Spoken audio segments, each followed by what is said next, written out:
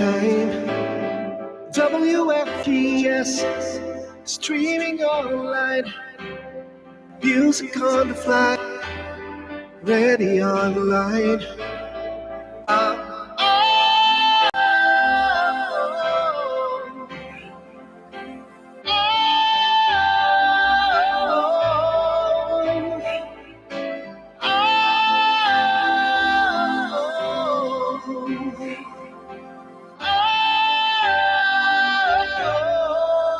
Listen to the top songs of great performance now streaming on w.fgs. Pakiayos natin mga kapitbahay ang ating mga orasan. Saan man tayo ng dako ng daigdig, nandoon sa mga sandaling ito. 2:00 ng hapon sa London, 5:00 naman ng hapon sa Kingdom of Saudi Arabia. Samantalang sa Japan, 11:00 ng gabi. 12:00 naman ang hating gabi dyan sa Australia. Samantalang sa... Saan pa bang hindi ko nababanggit? Hawaii, 4:00 ng madaling araw. California, 6:00 ng umaga. Alaska, 5:00 ng umaga. Samantalang dyan sa Pilipinas, mga kapitbahay, ang oras natin ay ganap ng 10:00 ng gabi. Dito sa amin, East Coast USA, 10:00 ng umaga. Inside, guro-guro, opinion, and Saturday Live. That's right, kakapay ng ating palatuntunan sa loob ng 3 oras. I hope ay kayanin natin ang 3 oras. Ngayong araw na ito, araw ng Sabado, mga kapitbahay. Ngayon ay 29 ng buwan ng Abril. 2 araw pagkatapos na tayo po ay magselebra ng ating ika-59 na taon na paglilingkod sa ating mga kababayang mga Pilipino. Simula sa humble beginning, sabi nga nila. Simula riyan sa DCGE, DZEB, Naga. 1964, actually even earlier than that, sa ABS-CBN, Go for tayo nung araw. Bili mo nga ako ng sigarilyo, bili mo ako ng kape, bili mo ako ng beer. Mag-station ID ka riyan, 10:00 ng gabi, yun lamang, wala nang adlib. ABS-CBN, Burton Neri, Roger Villamor, Jimmy Alanes.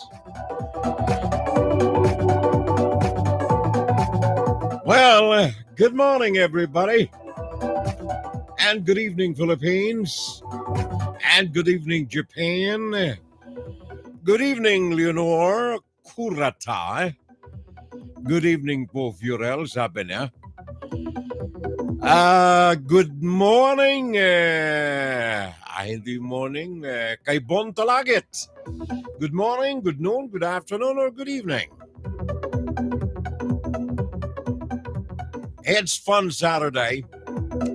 Our way of breaking the news, giving insights behind the news. Fun Saturday Live. Fiorel Salvo po ito. Nakaupo tayo ngayon. Hopefully matapos natin ang ating programa.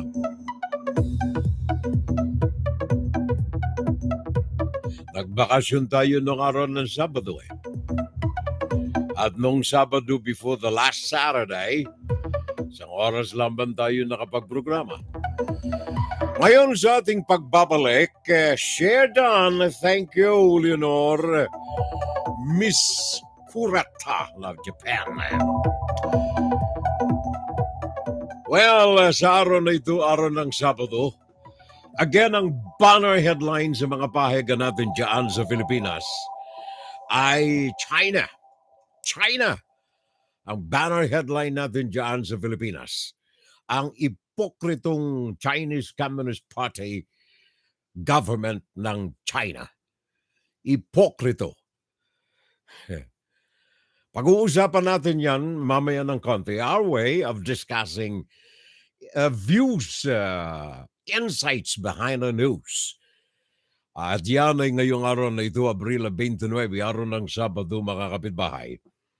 Ang ating programa ngayon ay nasisentro sa China, o the Chinese Communist Party never contributes or even suggests defense matters for the Philippines. Never suggests, never contributes, and I am sure never dream of suggesting anything for the Philippine defenses. Bakit? Yan ang kaaway na mortal sa totoo lamang ng Pilipinas, ang China. Pag-uusapan natin yan mamaya, mga kapitbahay, sa ating pagpapatuloy ng ating Fun Saturday Live. Diyan sa Pinas, sa mga sandaling ito ay mainit, maalingas-ngas, hindi maalingas-ngas anong tawag niyan? Maalinsangan. There you are. Mainit, maalinsangan, may mga sandali na mga pagkulimlim ng kalangitan.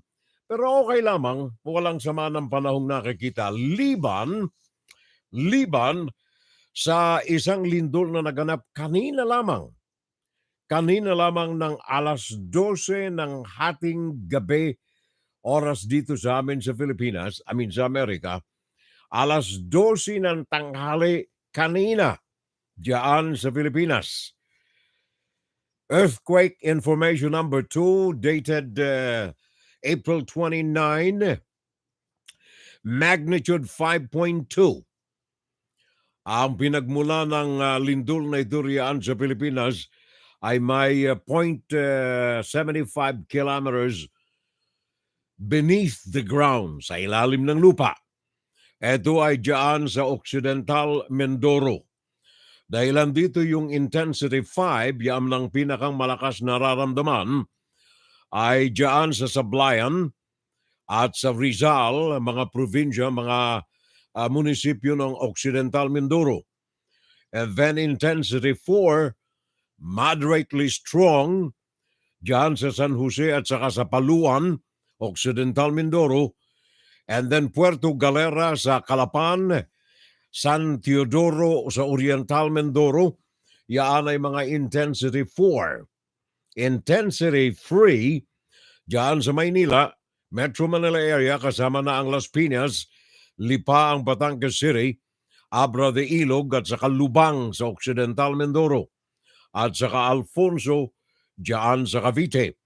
Intensity 2, kaninang tanghali Philippine time, sa Quezon City, sa Pasig, Marikina, Makati, Valenzuela, Bacoor, at sa Looc sa Occidental Mindoro. Yan ay lindol na naitala ng tanghali kahapon o kanina, araw ng Sabado, 29 ng buwan ng Abril diyan sa Pilipinas.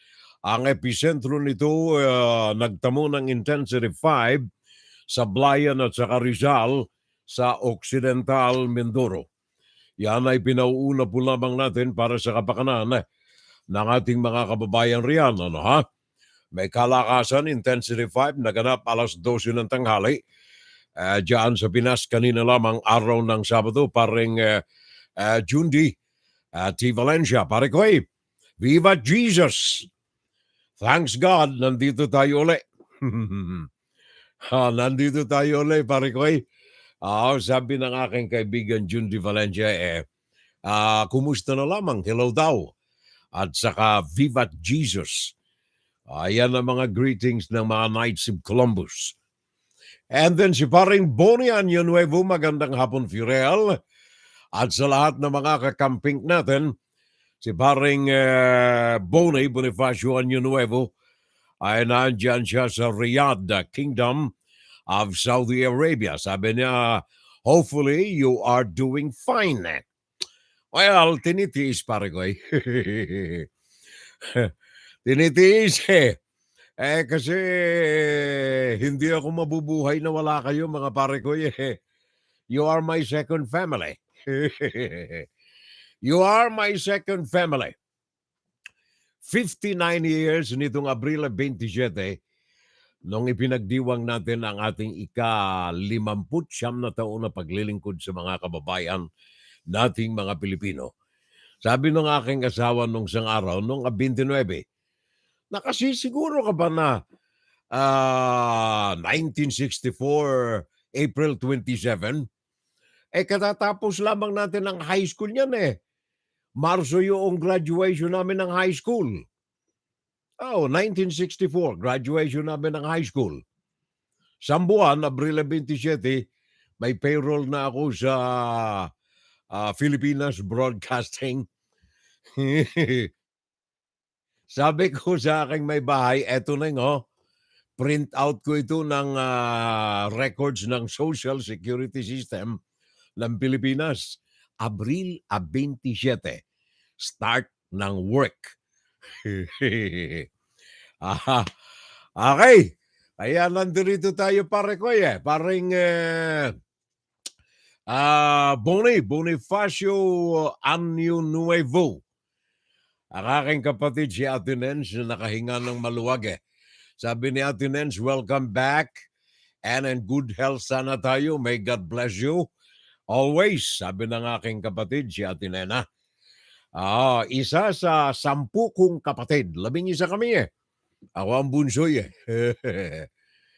si Ate Nens ay teka, 1, 2, 3, 4, pang-5. Simula sa panganay. 90 years old na itong aking kapatid Si Ate Nens, naandyan, very strong. Ang aking kapatid, naandyan pa rin siya. At sabi niya, nakahinga ng maluwag Gawa ng narinig niya tayo. Paring soccer friend Demerano, good morning, Furel. I'm watching here sa Oxnard, California. Pare ko, thank you, paring friend D. Marano. Diyan sa teka, na magkamali yata ako. Saan ba yun? Nawala na. Sa Glendale pala. Mali ang nabasa ko Si paring soccer friend ay naandyan sa Glendale, California. Si Grace Recto Mirazol Palancia. Welcome sa ating FSL, Grace, Bagong pangalan natin ito Welcome sa ating FSL, Grace Recto Mirazol Palancia. Siya naman ay taga-riyan sa Oxnard, sa California. Good morning. Alas 7:12 pa lamang riyan sa California. Happy 59th anniversary, Furel. Sabi ni paring Jundi, mabuhay ka. The man, the myth, and the legend. Bigayan ng aking mga apo pare ko Yung sign na yan dyan sa aking likod. To grandpa, galing yan sa aking mga apo. Nandirito, nag-sleep over itong dalawa kong mga apo Si baby Aaron and baby Shanna.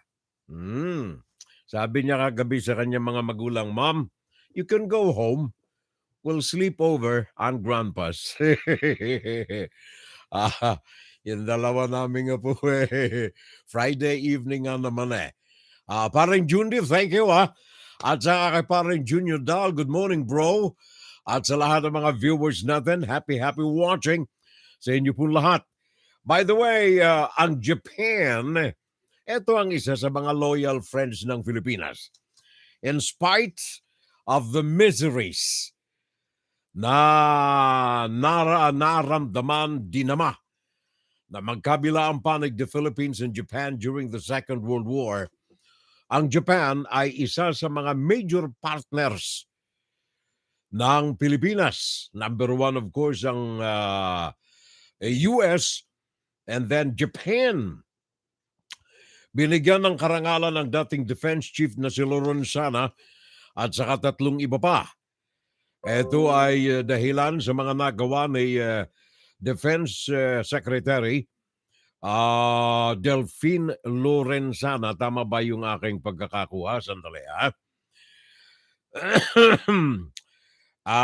unang-una ay pinagkalooban si Department of Foreign Affairs Chief Del Rosario at saka Foreign Affairs Secretary Alberto Romulo. Ang mga ito ay tumanggap ng tatanggap ng Grand Cordon of the Order of the Rising Sun, dating Department of National Defense Secretary Delphine Lorenzana, Tatanggap din ng Order of the Rising Sun, Gold and Silver Star at dating National Telecommunications Commission, Gamaliel Cordoba. Order of the Rising Sun, Gold's Rays and Neck Ribbon. At saka Maritime Anthropologist and foremost Japanologist Dr. Cynthia Neri Sayas. Ang mga ito ay tatanggap ng Order of the Rising Sun. Ang ilan dito ay Gold Rays with Rosette. Yan ay dahilan sa mga nagawa nito sa promosyon ng relasyon ng Japan at ng Pilipinas sa mahabang panahon. Their significant contributions to forging stronger ties between the Philippines and Japan. Kaya ang dalawa na ito ay limang ito pinagkalooban ng recognition pagdakila ng pamahalaan ng Japan. Pakinggan si Pirel Salvo tuwing Sabado dito sa FGS Web Radio para sa mga Pilipino. By the way, bibihira lamang pinagkakalooban ito. Ang unang napagkalooban ito ay dating Presidente Jose Laurel ng Pilipinas. At ang nag-aalay ng mga karangalan na ito, no less than the Prince of Japan. No less than the Emperor of Japan. Kaya matindi yung karangalan na yan ay pagkaloob sa inyo. Gawa ng mga talagang top numbers, top personalities ng Japan. Paring Rod mo, ha? Diyan sa Murrieta, California, si Paring Rod, also with us today. Thank you very much, Paring Rod. Maraming salamat. Maraming salamat sa lahat ng mga kaagapay natin ngayon sa mga sandaling ito sa ating programa, especially kayo mga nandirito sa YouTube. Hello sa inyong mga nandiyan, silent audience natin, except kay Paring Jeffrey Espina Siao, na nandiyan siya nanonood sa atin sa YouTube ngayon, and several others nakaagapay natin sa YouTube. Thank you. Doon sa thumbs up ninyo, salamat na marami. Paring Jeffrey, sabi niya, I'm waiting here, I'm watching from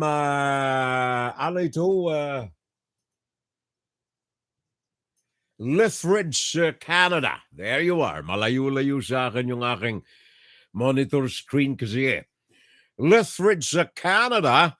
Sabi na, paki-shout out na lamang sa Kilusan kontra China. There you are, pare ko. Makinig kang maigi, paring Jeff. Sa bakit ito'y karagdagang kaalaman mo ito at sa mga kagrupo natin riyan sa Kilusan kontra China at iba pang mga anti-Chinese organizations. Ang ating mga ipinagkakaloob dito ay hindi mga hawsyaw. Ang mga pinagkakaloob natin dito ay hindi mga bulong-bulungan, kundi ang mga ito ay pinagsikapan nating saliksikin sa mga gazettes, sa mga government documents, sa mga research institutions, and we came out with the fact. China, under the Chinese Communist Party, never, ni minsan, never contributes or even suggests defense matters for the Philippines. Why? Because China is an enemy. Diretsahan po natin sinasabi yan. Prueba? Lahat ng mga YouTube videos ngayon riyan sa Pilipinas, lahat ng mga major newspapers, hindi lamang sa Pilipinas, all throughout the world, New York Times, Al Jazeera, BBC, Fox News, napakaraming iba pa. DM ng Germany, banner headlines nila ang tangkang pagbunggo ng Chinese warship na napakalaki sa isang maliit na Coast Guard ng Pilipinas. Pag-uusapan natin yan mamaya, mga kapitbahay. Paring, Marikoy, Rhea Doroliat, Happy watching na lamang. Sabi na, good morning po riyan. Manoy Furel, I'm watching here sa Taguig, Metro Manila. Manoy, pag nabasa ka ng comment, huwag kang tawa ng tawa kasi pati ako ay nakikiliti.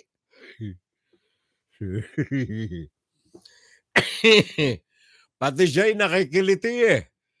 Kaya pati ako ay tawa rin ako ng tawa. Do you know that laughter is the best medicine? Di ka magkakasakit pag tawa ka ng tawa. Of course, kailangan may dapat pagtawanan ka. Hindi yung nagsusolo kang nakaupo riyan eh.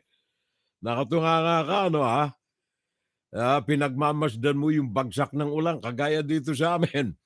6:00 kagabi, simula ng umulan hanggang kaninang 7:00 ng umaga. 13 hours non-stop yung ulan. Kaya kung ikaw, Maring Rhea Doroliat, kung ikaw, di ba pag umuulan, lalo pat nag-iisa ka, natutunga nga ka para bang nahe-hypnotize ka ng tikatik ng ulan eh. Yung tunog ng ulan. Ngayon, ito ang masama riyan, Maring Rhea. Kung naandyan ka sa bintana, nakatanghod ka, nakatingin sa labas, alakas ng buhos ng ulan, para kang nahe-hypnotize ng ulan, nakatutok yung mata mong ganyan. Tapos parang aantok-antok ka na. Tapos bigla kang natawa. Masama yun. Magpakonsulta ka sa Mandaluyong. Pero kung nakikinig ka kay Puroy at yung balita natin seryoso pero yung manner ng delivery natin pakuya-kuya-kuy, pwede nang tumawa. May dahilan eh. May dahilan eh. Kagaya ng blockade na ito. Ito'y tarantado itong mga siraulo na ito eh. Kagaya nitong blockade na ito ng mga Chinese. Yung barko ng China, kung makikita ninyo sa mga YouTubes, napakalaki. Halos 3 ulit sa laki ng barko ng Philippine Coast Guard. Walang kaduda-duda na talagang hinarangan. Tingnan niyo yung mga mahabang footages na gawa ng BBC, gawa ng CNN. Nandoon yung CNN sa barko eh. At saka iba pang mga media delegations na nandoon. Maghanap kayo ng semi-documentary na mga footages, makakita ninyo. Malayo pa yung barko ng Pilipinas. Ano bang pangalan nitong barko na ito ng Pilipinas? Asa na? Malayo pa yung barko ng Pilipinas, nagraradyo na yung China. And then noong malapit na, biglang iniharang sa harapan. Pagkatapos sasabihin ng China, sila, ang Pilipinas, ang Philippine Coast Guard ng Pilipinas, ang may kasalanan at ito ay nagbubudyo ng hahamon ng gulo. Mantakay mo yan ha? Anong sabi pa ng China? Sabi ng China, since you have disregarded our warning, we will take further necessary measures on you in accordance with the laws, and any consequences entailed will be borne by you. Yung Pilipinas, pantinakot at binaliktaran. Pakinggan natin itong report na ito. Ayokong kunin yung mga report galing sa Pilipinas. Baka pag-isipan natin bias yung delivery ng news. Ito ay galing sa Associated Press. Pakinggan ninyo ang report na ito. A territorial face-off in the South China Sea. On Sunday morning, a Chinese Coast Guard ship cut off a Philippine patrol vessel, causing a near collision. Footage shows that the Philippine vessel, while approaching a disputed shoal, was warned by a Chinese Coast Guard to leave the area. The Chinese crew said the waters fell under what they called China's indisputable sovereignty. China has indisputable sovereignty over islands in the South China Sea and their adjacent waters. In response, the Filipinos radioed back, asserting their own territorial claim in the area and demanding that the Chinese Coast Guard let them pass. In accordance with international and Philippine national laws, we are proceeding according to our plan book. Request to stay clear from our passage in accordance with the collision regulations. Over. After a few exchanges, the Chinese Coast Guard ship warned of an unspecified counteraction. As the vessel moved closer to the shoal, the Chinese ship suddenly crossed its bow, blocking the planned route. The abrupt action brought the two ships into a near collision. To ensure safety, the Philippine Coast Guard threw the vessel in reverse, then shut off its engine. The ship's commodore said it was the closest he had seen two ships from opposing naval forces come to a collision. It is quite surprising that they are still disregarding the collision regulation, in which they are also a signatory state. It just goes to show that the Chinese have always been ignoring the international law. Yan ay report galing po yan dito sa amin sa New York as provided by the Associated Press. Meaning to say, very objective ang pagkakahatid ng balita, walang kulay ng nasyonalidad ng mga Pilipino. Now, pakinggan natin itong report na ito, galing naman ito dyan sa atin sa Pilipinas. Galing ito ng Philippine Inquirer, isa sa mga pinagpipitaganan nating mga periodiko dyan sa Pilipinas. John Eric Mendoza. Pakinggan natin ang kanyang versyon ng balitang ito na may kaugnayan riyan sa almost pagbubungguan ng mga higanting barko ng China at galinggit na barko ng Philippine Coast Guard. U.S. and Filipino soldiers launched Balakaton military drills in the Philippines as leaders from the... Sandali, mali yan eh. Eto muna. Okay, pakinggan natin ito. Chinese Coast Guard carried out dangerous maneuvers near a Philippine Coast Guard vessel in the West Philippine Sea. That is according to PCG spokesperson to West Philippine Sea Affairs, Commodore J. Tariela. Tariela says two Coast Guard vessels, BRP Malapascua and BRP Malabrigo, conducted maritime patrols from April 18 to April 24. But on April 23, the Chinese Coast Guard vessel 5201 carried out dangerous maneuvers near BRP Malapascua, maintaining a perilous distance of only 50 yards. Tariela says the crew's proximity posed a significant threat to the safety and security of the Philippine vessel and its crew. The Chinese Coast Guard vessel 4202 also persistently followed BRP Malabrigo at a distance of 700 yards, closely monitoring its movements. Meanwhile, China says Friday that the near collision between a Chinese Coast Guard ship and a Philippine patrol vessel was caused by the latter's premeditated and provocative action. The Chinese Foreign Ministry said it was a premeditated and provocative action for the Philippine vessel, adding that the aim was to deliberately find fault and take the opportunity to hype up the incident. Aside from the two Chinese Coast Guard vessels, Tariela says 100 alleged Chinese maritime militia vessels and a People's Liberation Army Navy warship were spotted throughout their patrols. China's actions were anchored on its assertion that it owns almost all of the areas in the South China Sea, including the West Philippine Sea. But in 2016, the Permanent Court of Arbitration in The Hague invalidated China's claim to almost the entire South China Sea. For Inquirer.net, this is John Eric Mendoza. Thank you very much, John. Maraming salamat, John Eric Mendoza ng Inquirer. So, tingnan ninyo ang mga ibinararating kong makapagbabalita sa inyo.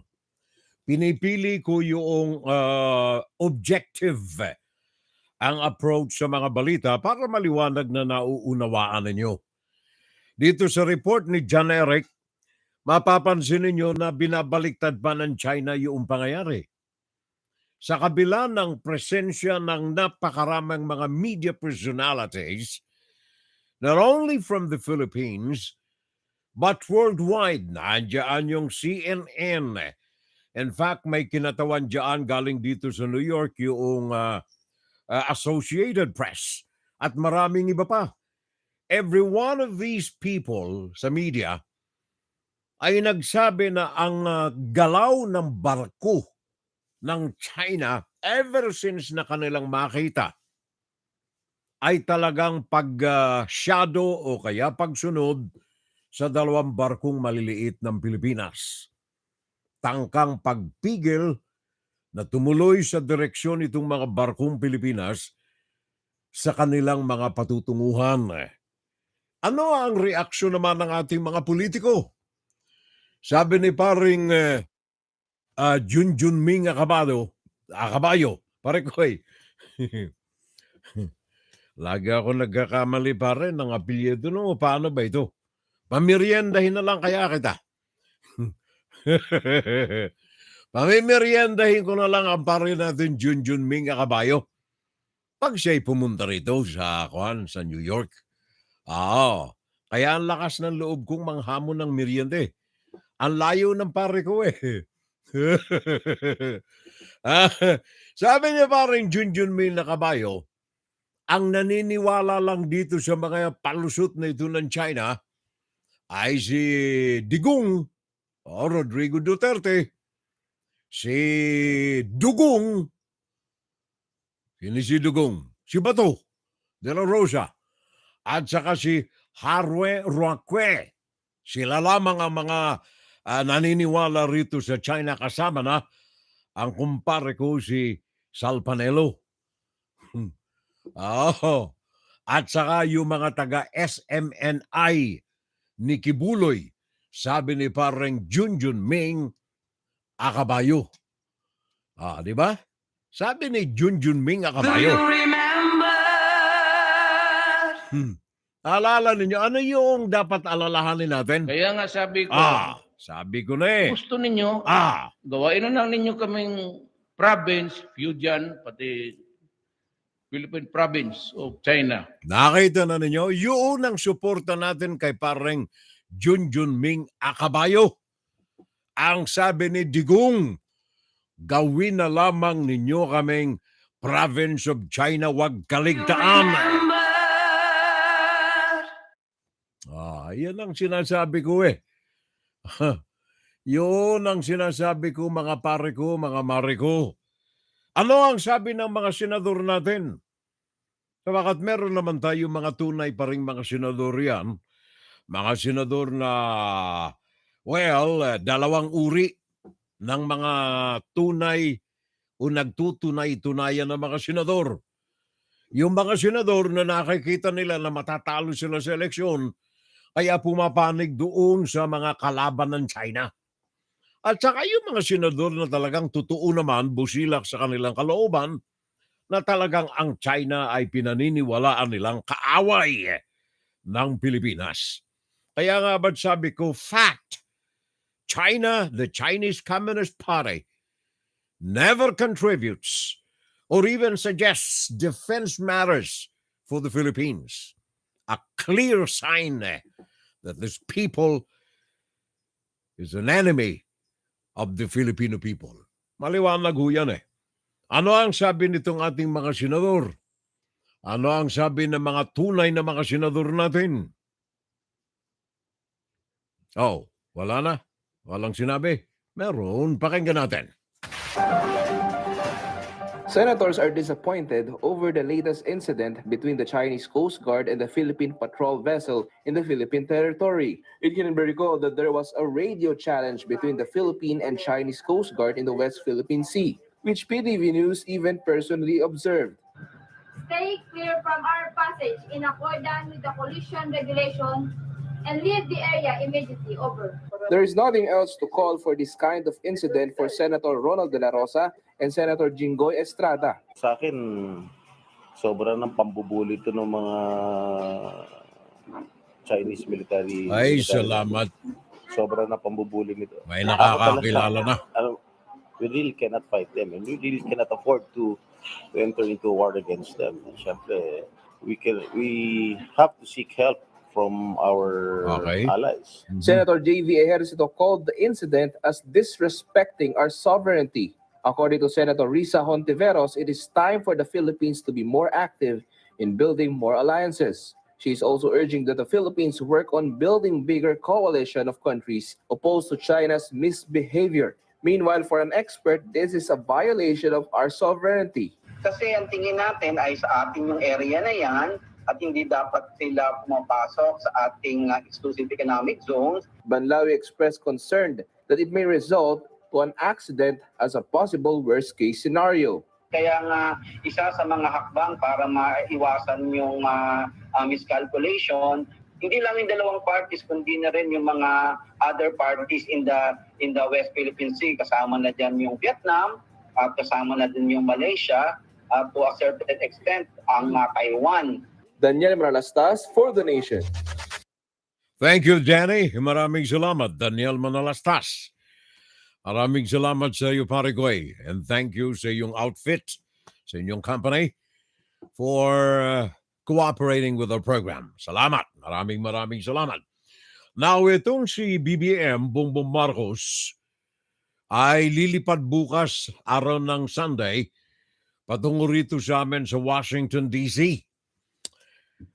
Para sa akin, bagaman ito'y magastos naman sa panig ng presidente at sa bulsa ng taong bayan, at least ang biyahe na ito papunta rito sa Amerika is a huge opportunity for the Filipino people to air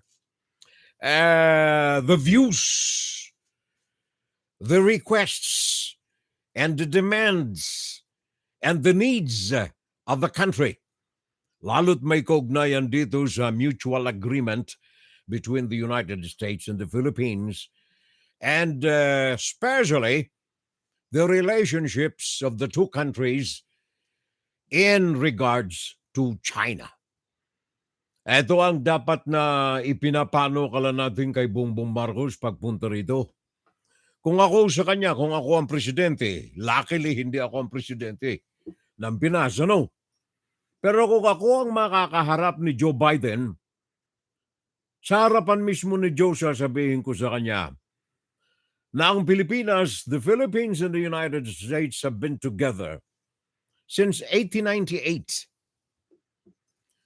There is a mutual respect between the two countries. And there have been a lot of promises and agreements between the two countries. The last of which is the Mutual Defense Agreement.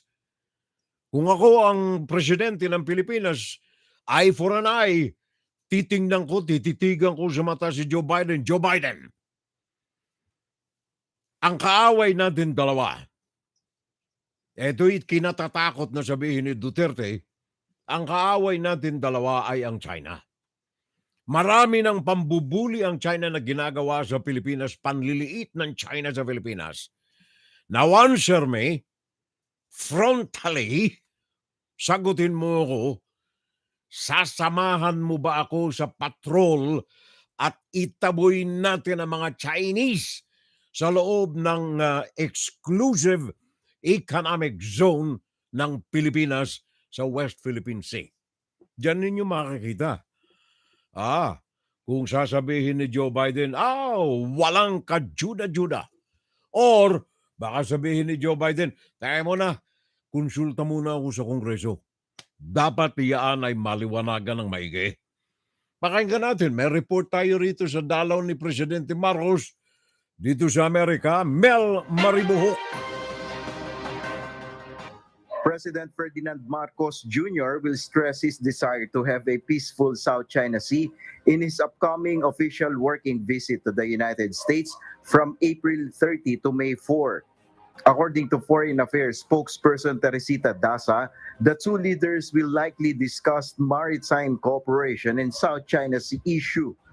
The President is expected to advance Philippine socio-economic development priorities and harness closer partnerships in such areas as agriculture, energy, climate change, digital transformation and technology, humanitarian assistance, disaster relief, supply chains, and infrastructure. Ambassador Daza said that various priorities such as agriculture and food security, infrastructure development, renewable energy, and clean energy will be some of the sectors that will actually be highlighted during the visit. The two leaders will also discuss regional matters and coordinated efforts to uphold international law and promote a free and open Indo-Pacific. It will be safe to assume that he will also count on the U.S. to actively support Philippine efforts in terms of enhancing maritime cooperation, upholding international law and freedom of navigation and overflight, and promoting sustainable development of marine resources. The chief executive is also expected to sit down with legislators, major U.S. companies, and business groups. In Washington, D.C., President Marcos will also deliver a major policy speech in the think tank. Nel Maribuho, UNTV News and Rescue. We serve the people, we give glory to God. Thank you very much, paring Mel Maribuhok. Maraming salamat. Ha? I apologize dun sa mga kaibigan natin na naandyan nanonood sa atin sa Facebook na hindi ko nabanggit sa bakat mga silent audience natin na mga ito. Paring Danilo or Danitiu. Hi, Dan! Hindi ko alam na andyan ka pala, pare ko'y. Paring Buntalagit. Paring Danilo or Danitiu. Pare ko'y, thank you, ha? Maraming salamat.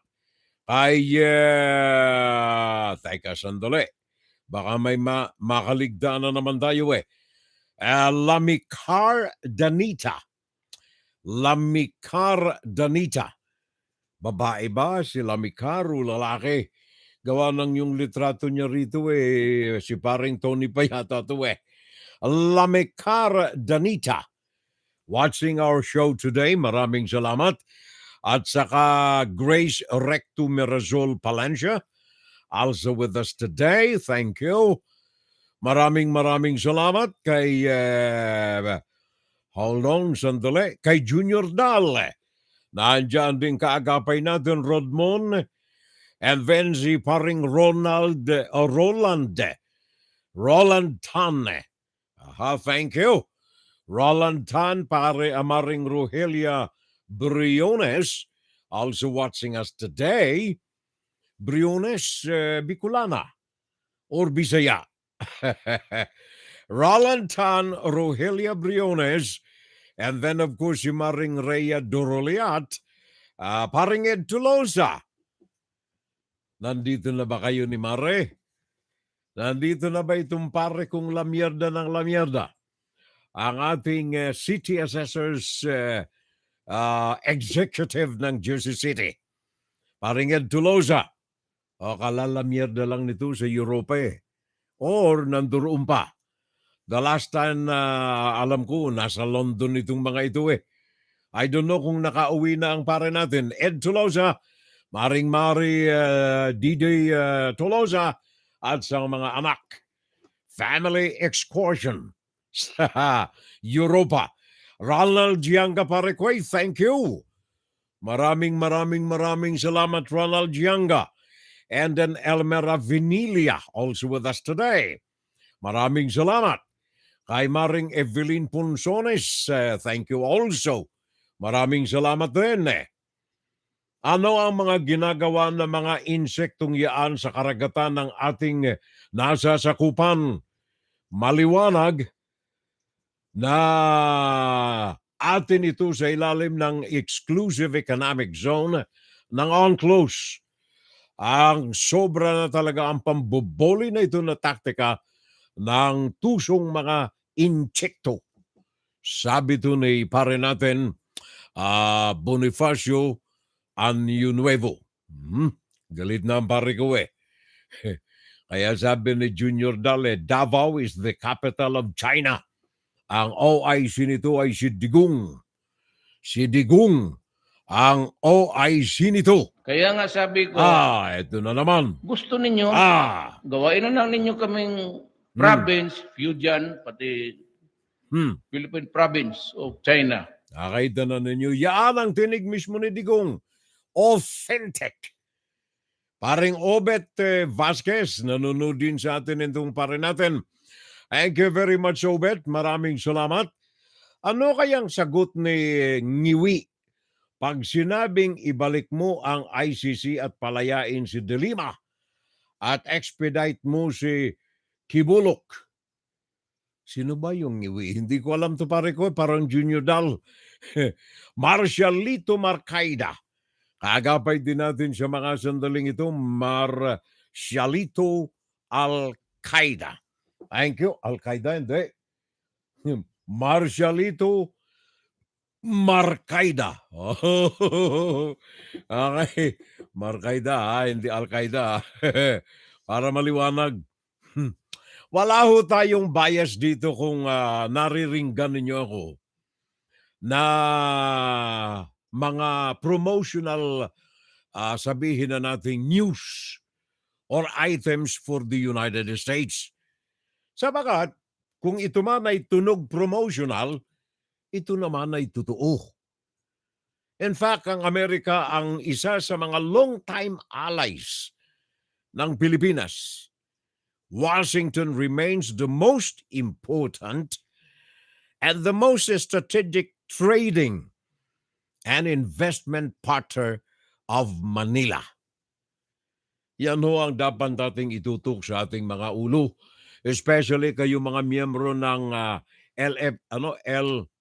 LFS, League of Filipino Students, diyan sa UP. Huwag kayong masyadong pay-influensya diyan sa Confucius Institute sa UP. Fully funded by the Chinese Communist Party yan. Hindi ko sinasabi na yung mga rally nitong mga estudyante natin na nabibilang sa League of Filipino Students ay may mga payola, may mga finances ang mga leaders ng CPP. Hindi ko sinasabi yan. Sinasabi yan ng mga intelligence documents na yung LFS, isa sa mga front organizations ng Chinese Communist Party. Nililiwanag lamang natin yan. Sa kalagitnaan po nitong nakalipas na grabing pandemya ng COVID-19 from 2020, 2021, 2022, ang Pilipinas ang ikatlo sa pinakang malaki na mga trading partners ng Pilipinas, ang Amerika. The third largest trading partner ng Pilipinas, ang Amerika, nitong nagkakaiwanan na gawa ng pandemya ni Xi Jinping nitong 2022. In fact, ang Amerika ang top market ng Pilipinas. Sa mga panahon na naghihikahos ang Pilipinas dahilan sa paglaganap ng Wuhan coronavirus, ang Amerika ang number one, the top market ng Philippine products. At ang Pilipinas ang ikalima sa mga malalaking importasyon ng pangangailangan namin dito sa Amerika.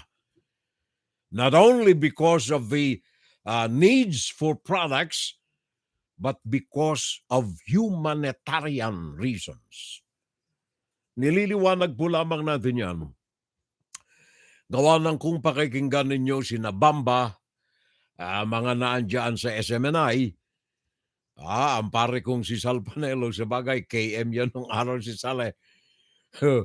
Nakasama ko yan nung sinisimula ng KM nung araw sa Naga. Kasama ko yan si pare kong Sal. Ngayon, marami tayo riyan na mga, I don't know kung hanggang ngayon may mga payola pa ng CPP. Pero nababaluktot ang kanilang mga makabayang mga kaisipan dahilan diyan. Ang Amerika ang ikalima sa pinakang malalaking mga sources ng investment diyan sa bansa. Ang mga nakikita ninyong mga high-rise na mga structures diyan sa Metro Manila, it is true na karamihan diyan ay Chinese. Kaya lamang ang problema riyan, Chinese na may funding ng China Communist Party, directly or indirectly. dyan sa Pilipinas. Tingnan ninyo, yung mga builders natin, mga developers natin dyan sa Pinas, sino-sino ang mga partners nila? Saan ang gagaling ang kanilang mga fundings? China Bank at iba pa. Mga partners nila, CCCP, mga construction companies, mga galing sa China, mainland China, partly owned or solely owned by the Chinese Communist Party. Sino ang mga conduit dyan sa Pilipinas? Dennis Uy at maraming iba pa. Yun naman kasi sinasabi natin na kailangan yung preba, pakita natin ng maigi, ng maliwanag. Particularly yung mga information na ipinagkakaloob nating mga nasa media sa ating mga kababayan. Kaya ako'y nagsusumikap na ikangay magkaroon ng venue na maipaabot sa mga kababayan natin itong mga ganito sa kalagitnaan ng napakarami nating mga trolls, napakarami nating mga vloggers na directly, and sad to say, maging mainstream media na pinagkalooban ng China ng free visit sa mainland China sa ilalim ng Philippine-Chinese Agreement on communications partnership. Kaya may mga pumunta roon mga kaibigan natin, napasama pa nga roon diba? Kaya kung magkakaminsan, yung mga kaaway nitong mga ito at napuruhan ni Digong, mati na. Ang isa riyan sino? Laila de Lima. Anong nangyari ngayon? Kahapon si Laila de Lima ay pumunta yata sa korte. Muntinlupa Regional Trial Court, Branch 204. At ito ay dahilan sa final, anong tawag niyan, hearing. At nangako naman ng huwes na sa Mayo 12 ay magkakaloob na ng final decision sa isa sa mga kaso na isinampal ng Duterte administration kay Senator Laila de Lima. Bakit napagkainitan? Gawa ng ito ay unang-unang nakabunggo ni Duterte sa kaso ng illegal drug nang si Duterte ay alkalde pa lamang ng Davao City. Pakinggan natin si Dante Amento ng UNTV. Meron siyang karagdagang report dito sa bagay na ito. The panel of prosecutors of the Department of Justice or DOJ has presented their last witness in today's trial of one of the drug cases of former Senator Laila de Lima before the Muntinlupa City Regional Trial Court Branch 204. Attorney Bonnie Tacardon, de Lima's legal counsel, said the court will promulgate its judgment on May 12, 2023. Huling testigo na at natapos ang kanyang testimonya at nag-order na si judge na itutuloy niya ang paglabas ng kanyang desisyon. Meanwhile, the prosecution said they will let the court decide on the case after the over 6 years of legal proceedings. Sabi nga nila, ang bola, it's already nasa korte na. We will just wait for the verdict. We do not want to make any speculation. We do not want to preempt. Attorney Tacardon added that de Lima is optimistic the court will exercise its discretion squarely and fairly. Naniwala kami na didesisyonan to ng hukuman base sa ebidensya at merito ng kaso na naisampad lamang kay Senator Laila de Lima. De Lima's supporters, on the other hand, believe the former legislator will be acquitted. If she is not acquitted, talagang ewan ko, magwawala na ako. Sana sa darating na May 12, ang paglaya ni former Senator Laila de Lima, yung maririnig naming desisyon. Dante Amento, UNTV, News and Rescue. We serve the people. We give glory to God. Thank you very much, paring Daniel Razon. Maraming salamat din sa iyong network sa pagkakalob sa atin ng cooperative work na may paabot natin sa ating mga taong bayan, sa mga tagapakinig natin, ang mga tunay at busilak na makapagbabalita. Kay Dante Amento ng UNTV, thank you pare koy. Maraming salamat. Kanina nabanggit ko itong mga LFS, League of Filipino Students. Sila mga nagpasimuno kasi noong rally, nung malapit nang magtapos yung balikatan diyan sa US Embassy. Ang mga talking points nito provided diyan ng mainland China eh. Yun ang talking points ng mga yan, wala nang iba. Kaya itong nalalapit na Labor Day, Mayo 1, Labor Day natin yan eh.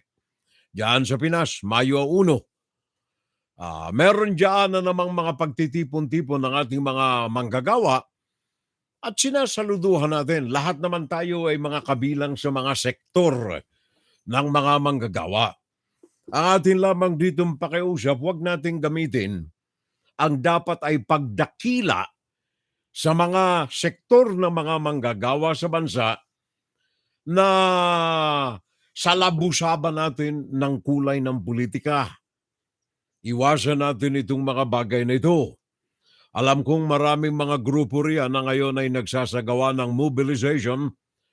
My understanding is that about 10,000 na mga nabibilang sa iba't ibang mga grupo na mga nasa labor unions magkakaipon-ipon sa araw ng Lunes, Mayo 1. Ang All Philippine Trade Union o kaya UP2 ay nagsabi na ang kanilang mga manggagawa ay magmamarcha sa kahabaan ng Espanya Boulevard patungo riyan sa Mendiola, the usual venue ng mga demonstrators natin upang i-ere ang kanilang mga sama ng loob sa pamahalaan. And I fully support this idea na ipaabot natin sa bakit ang pamahalaan baka may mga pagkukulang na nagagawa. Dapat if you see something, sabi ko na nga, say something. Yun ang essence ng demokrasya. Pag may nakita tayong pagkakamali sa leader, kaagad wag tayong matamimi sa kanto. Tingnan ninyo ang nagaganap ngayon sa Sudan. Dalawang general na dati ay mga magkaagapay, ngayon ay nagpuputukan, daang tao na ang mga nangamamatay. Dahilan sa ambisyon ng pagiging pinuno ng bansa ng Sudan. Kaya yung mga leaders natin, saludo tayo. Huwag lamang nating haluan ng mga kasinungalingan ang ating mga rally, especially sa larangan ng politika. Alam kong mahahaluan na naman kayo riyan ng mga makakaliwa. Gawa ng walang humpay ang busbus ng pera ng Chinese Communist Party sa anumang mga kilusan na kagaya nito para mahaluan ng kulay ng propaganda ng China ang mga rally na kagaya nito na lehitimo dapat. Narito si Bernadette Quinoy, UNTV. Meron siyang karagdagan dito sa rally ng Labor Day. Women Workers United or WWU gathered for an art workshop in UP Diliman to prepare for Labor Day on Monday, May 1. Gabriela Party List Representative Arlene Brosas asserted that the group's focus during Labor Day would be on wage increases. Mahalaga po dito na usapin yung sahod ng mga manggagawa, syempre yung working conditions, yung safety ng mga manggagawa natin. Nagkaisa Labor Coalition Chairman Attorney Sani Matula attended the art workshop and expressed his support for women workers. Suportado ng Nagkaisa Labor Coalition yung mga kilos ng kababaihan para mapataas ang antas ng pamumuhay ng ating mga manggagawang kababaihan. Yung tutok natin dito ay sahod, trabaho at yung karapatan ng mga manggagawa. He reiterated his support for the 150 pesos wage increase in private sector proposed by Senate President Juan Miguel Zubiri. Dahil wage recovery sa buong bansa, palagay namin ay reasonable na suportahan yung 150 pesos ni Congressman Mendoza at ni Senador Zubiri sa Senado. Labor groups will gather at Espanya on Monday and will start marching at 8 a.m. to Menjola in Manila. More than 10,000 individuals from different labor groups are expected to participate in Labor Day. Members from the seafarers announced their participation for the first time amid the escrow provision in the Magna Carta of Seafarers. Kasama rin natin sa Labor Day ang mga seafarers natin sapagkat may napaka-importanting issue sila, yung escrow provision sa Magna Carta ng seafarers. Bernadette Kinoy, UNTV News and Rescue. We serve the people, we give glory to God. Maraming salamat, Bernadette Kinoy ng UNTV. So yan ay rally na nababanagan natin sa Mayo 1, araw ng Lunes yan, dyan sa Mendiola. Sa kahabaan ng Espanya Avenue, magkakaipon-ipon kung saan-saan. And then dyan sila magdaraos ng kanilang mga platika sa Mendiola, the usual venue. Sabi ko na nga, kailangan siguro lamang na itutok natin sa mga tama, lehitimong mga issues ang ating mga talakayan. Para hindi na dudungisan. Mari kong Marcialito, lalaki pala. Pare kong Marcialito Marcaida. I'm watching Furele. At saka yung kumpare nating tunay riyan. Paring Jess Sanorho. Diyan sa California. Thank you. Maraming salamat pare ko at saka Wilma Billman. Palagay ko nakapag-asawa si Wilma ng puti. Billman. There you are. Ang kanyang first name ay Wilma. Saan ka ngayon, Wilma? Saan ka nandoon? Nasa Amerikas ba, ang ating kaibigan? Sabi nga pala ni paring Jason Orho, happy 59th FSL anniversary. Actually, pare ko, itong 59 years natin ay not necessarily dahilan dito sa Fun Saturday Live. Gawa ng ito ay sinimulan lamang natin ito noong 2016, I think, itong FSL natin. Ang ating broadcast career, ang ating ipinagdiriwang ng 59 years nitong nakalipas na Abril 27. Nagsimula tayo doon sa Naga, pare ko, magkasama tayo nung araw. Nandiyan ka sa Tanduay nung araw. There you are. Nakintal na naman tuloy pa rin, Jess, ang aking ulo roon sa panahon natin 1970s. Ang warehouse ng Tanduay Ram dyan sa Naga ay doon sa Libuton Extension sa Naga City. Ngayon, yung kaibigan ko ay nagtayo ng isang bagong subdivision doon sa tagiliran katabi ng warehouse ng Tanduay Ram. Doon sa Villa Villa Francia, there you are. Buti yung aking anghel nandito pala, hindi ko alam Villa Francia subdivision. Ito ay 58 homes na maliit na subdivision. Ako ang unang-unang nag-promote nito sapagat ako ang unang nilapitan ng developer nito. Kaya kami ni Mrs. ang unang nakabili ng loterian. Diyan sa Villa Francia. Nakaibiganan ko ngayon etong regional manager ng Bicol Region ng Tanduay. Ito ang pare nating Jess Sanorho. Naging magka-close kaming masyado. Kaya tuwing araw ng Biyernes ng gabi, may supply ako na isang kahon ng Tanduay long neck. Tanduay Ram. Para sa mga homeowners. Etong pare ko, Jason Orho, regional manager ng Tanduay.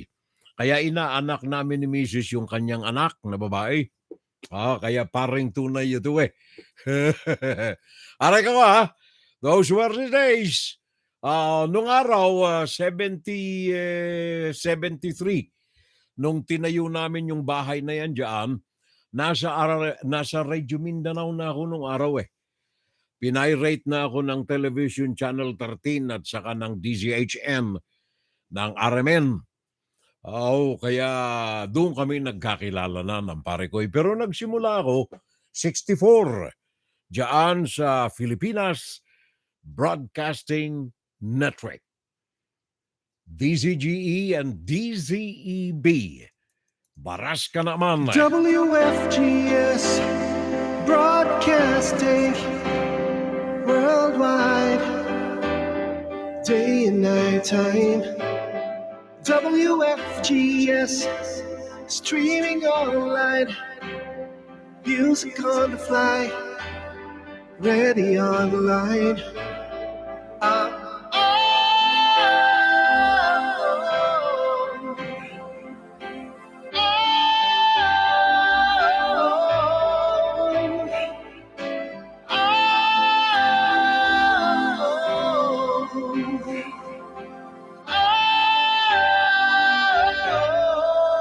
Listen to the top songs of great performers now streaming on W.FGS. May 5 minuto na tayo makalipas ang alas 11 ng gabi, Philippine time. 11 minutes and 11:05 in the morning. Dito naman sa amin, East Coast, USA. Sabi ni pare natin, from Naga to Manila to the Americas. More power to you, Padi. Sabi ng kumparing tunay natin, paring Jason Orho.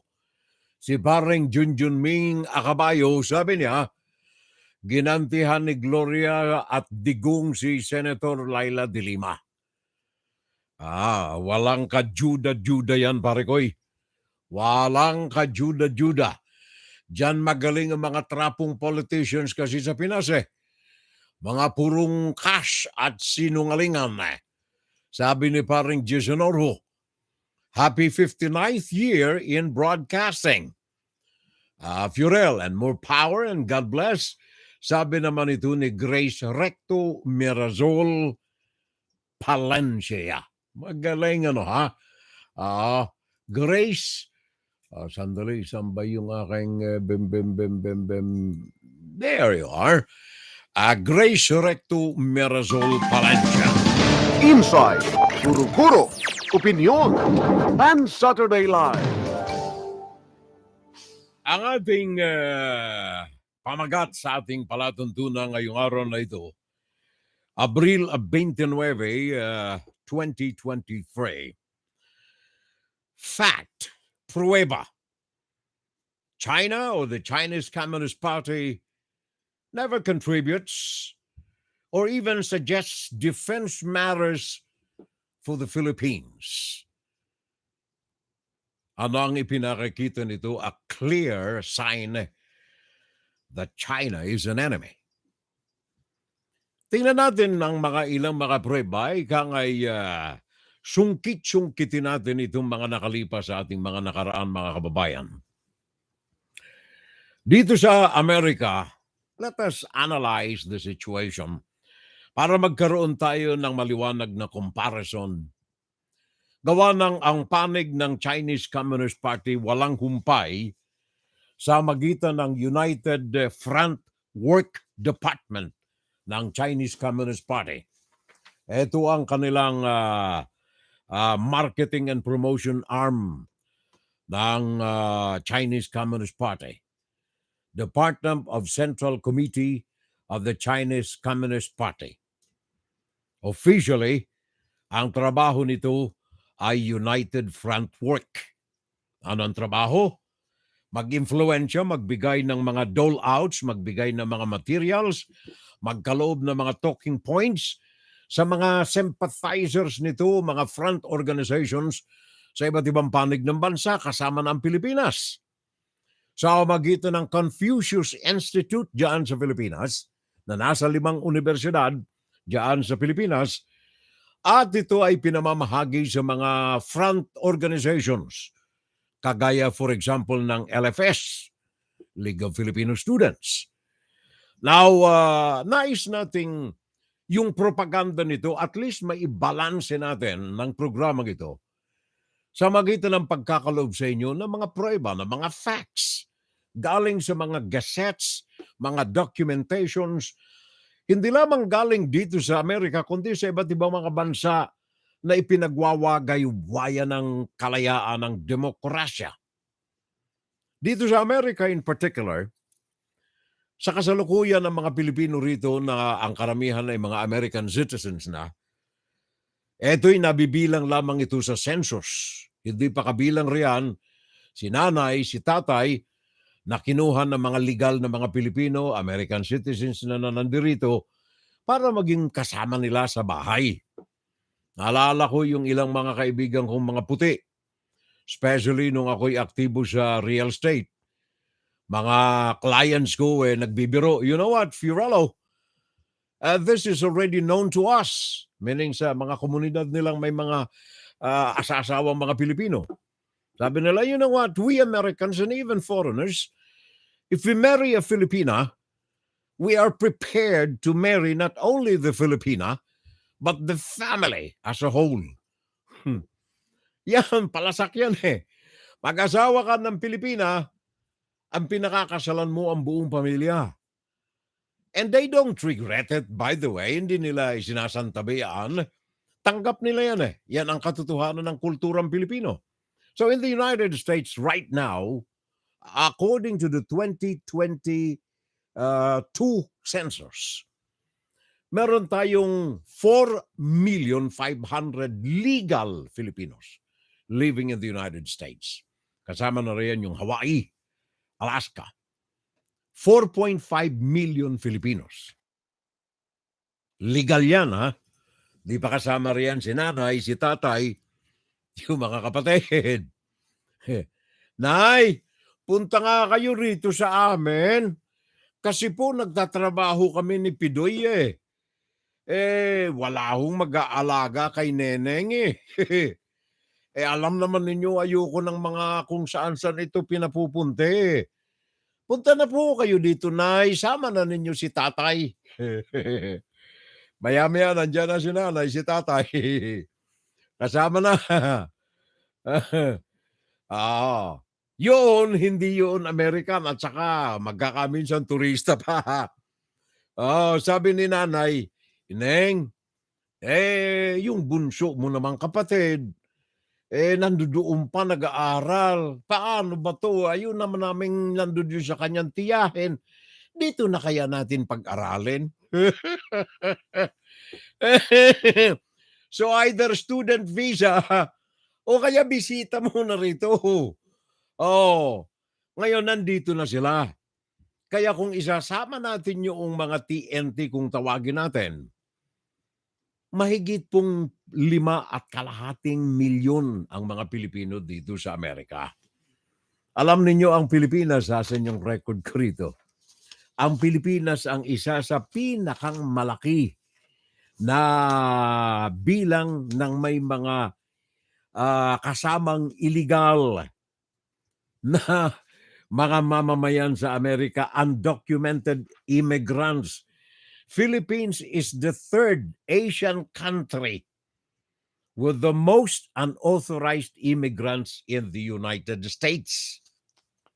Halos 1 milyon tayo na walang papel.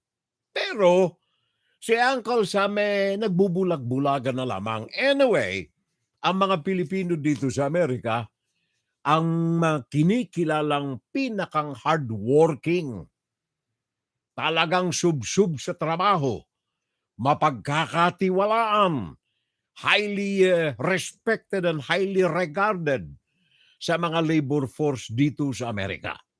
Prueba? Fact po yan. Tingnan ninyo ang Labor Department ng Estados Unidos. Yan ay isa lamang sa mga pinag-uusapan natin, mga kababayan. Nais ko lamang i-build up sa inyo na not because nandirito ako at ang pamilya namin, but because bukas palad tayong tinanggap kasama ang mga kakayahan at talino natin, bukas palad na tinanggap dito sa Amerika. In fact, ang mga Pilipino, mga kababayan, tanong ninyo ito, hindi sinasabi ito sa panahon ni Digong. Sapagkat si Digong walang ibang kinikilala, kundi ano ngayon? Kaya nga sabi ko, gusto ninyo, gawain na lang ninyo kaming province, region, pati Philippine province of China. Philippine province of China. Yan si Digong. The truth of the matter, and this is based on fact, na itong Pilipinas at saka ang China, sabi ni Digong, maging sa larangan po ng ekonomiya, ng trade, balasubas ang China. Balasubas ang China. Ang iniimporta sa panahon ni Digong, ang iniimporta ng Pilipinas sa China, umaabot ng 27 billion. B as in boy. 27 billion dollars ang halaga ng importasyon ng Pilipinas sa China. Magkakaano naman ang pinapayagan ni Xi Jinping na importahin ng China galing sa Pilipinas? 11 billion. Meron tayong tinatawag na trade deficit na 16 billion. Sa madaling sabi, gumagastos tayo ng sandamakmak sa mga binibili ng Pilipinas na mga pangangailangang produkto galing sa China, pero hindi nakababalik sa atin sa kabila ng katotohanan na ang trade agreement between China and the Philippines sa isang patas na trade negotiations, balansyado. Ano ang ibig sabihin? Kung ang importasyon ng Pilipinas sa China 27 bilyones, dapat yung eksportasyon ng Pilipinas sa China, kung hindi man pumantay, at least close to it. At least mga 25 bilyones mo lamang, okay na. Ano ang ginawa ng China? Pati yung saging natin riyan, ayaw na nilang importa. Yun ang klase ng negosasyon merong kayo diyan sa China. Amerika, magkakaano ang ipinagkakaloob ng remittances? Huwag na sa trade muna. Remittances na lamang. Dito sa 4.5 milyong mga registered, legal na mga Pilipino dito sa Amerika, most of them are American citizens or dual citizens now. Magkakaano ang remittances? Kasama na yung almost 1 million na mga illegal na mga Pilipinong nandirito sa Amerika. Magkakaano ang ibinubuhay ng mga Pilipino dito sa Amerika diyan sa mga Pilipino natin sa Pilipinas? Magkakaano? Hindi natin naririnig ito kay Duterte. I hope si Marcos ay hindi niya ikahiya na banggitin na ang kontribusyon ng mga Pilipino sa ekonomiya ng Pilipinas ang pinakang malaki at 44%. 44% ng remittances na mga overseas workers sa iba't ibang panig ng Amerika lamang, Amerika, nagkakaloob ng kabuhayan sa mga Pilipino sa ekonomiya sa magitan ng remittances nito. Bantakin mo yan. 44%. Ano ang ikalawa rito? Singapore. Ano ang ikatlo? Saudi Arabia. Ano ang ikaapat? Japan. Anong ikalima? United Kingdom. Ilan ang mga porsyento nito? 7%? 6%? 5%? Ang share ng remittances ng mga Pilipino sa mga bansa na ito sa buhay at kinabukasan ng mga Pilipino. Nasaan ang China? Remittances, teka. United Arab Emirates, 5%. Canada, 4%. Taiwan, hindi China. Taiwan is 3%. Korea, 3%. Qatar, 3%. Germany, 2%. Hong Kong, 2%. Hong Kong, 2%. Malaysia, 2%. Kuwait, 2%. Oman, 1%. Cyprus, 1%. Panama, 1%. Greece, 1%. Australia, 1%. Marshall Islands 1%. Asan ang China? Wala. Bakit? 15,000 ang mga Pilipinong nandoon sa China, mga kababayan, as against 4.5 million na mga Pilipino sa Amerika. 15,000 ang mga Pilipino sa mainland China. Sino-sino ang mga ito? Sad to say again, hindi naman talaga sila tulay ng mga Pilipino eh. Ang mga ito ay Chinese blood. Mabilang mo lang sa mga daliri mo ang tunay na dugo at kulay na Pilipino diyan sa mainland China. Alam naman ninyo kahit kayo nandiyan sa Pinas, magtangka kayong manligaw sa Chinese. Pilipino kang kaligatan. Papayagan ka ba manligaw sa kanilang anak na purong incheck? Hindi. Meron akong kaibigan nung araw sa Naga. Itinana na at lahat na 3 buwan na magkasuklob sa isang bahay. Anong ginawa ng pamilya ng Chinese? Sabi sa kanyang anak na babae, Ineng, balik ka na sa bahay. Tanggap ka na namin eh. Tanggap na namin yung kalipin. Pakasal na lang kayo, puta kayo sa bahay. Grande kasal natin. Kaya sabi naman yung anak na babae dun sa kanyang boyfriend na kasiping niya na, uwi na lang tayo. Gusto na ni nanay tatay eh. Okay, uwi. Yung pala, dublikara. Dublikara. Yun ang Chinese Communist Party, by the way, dublikara. Nung nakauwi na, tinaboy yung lalaki, hindi na nakita. Hanggang ngayon yung babae. Kanyan. Kaya diyan, 15,000 Filipino sa mainland China ngayon, 2022. Karamihan ho dyan mga Chinese blood. Ang iba'y mga Filipino citizens na may mga business ties sa mainland China.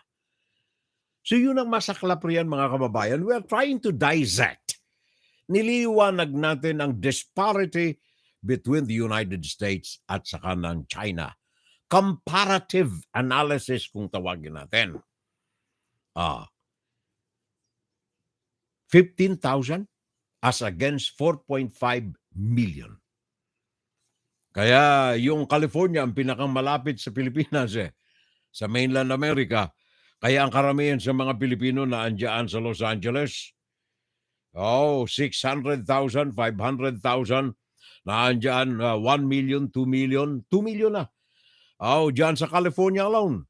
Los Angeles, San Francisco, ang pangatlo dito sa New York region.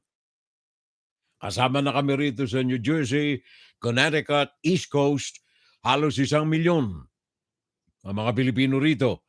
And then Honolulu, and then San Diego. Yun ang breakdown ng mga Pilipino rito, mga kababayan.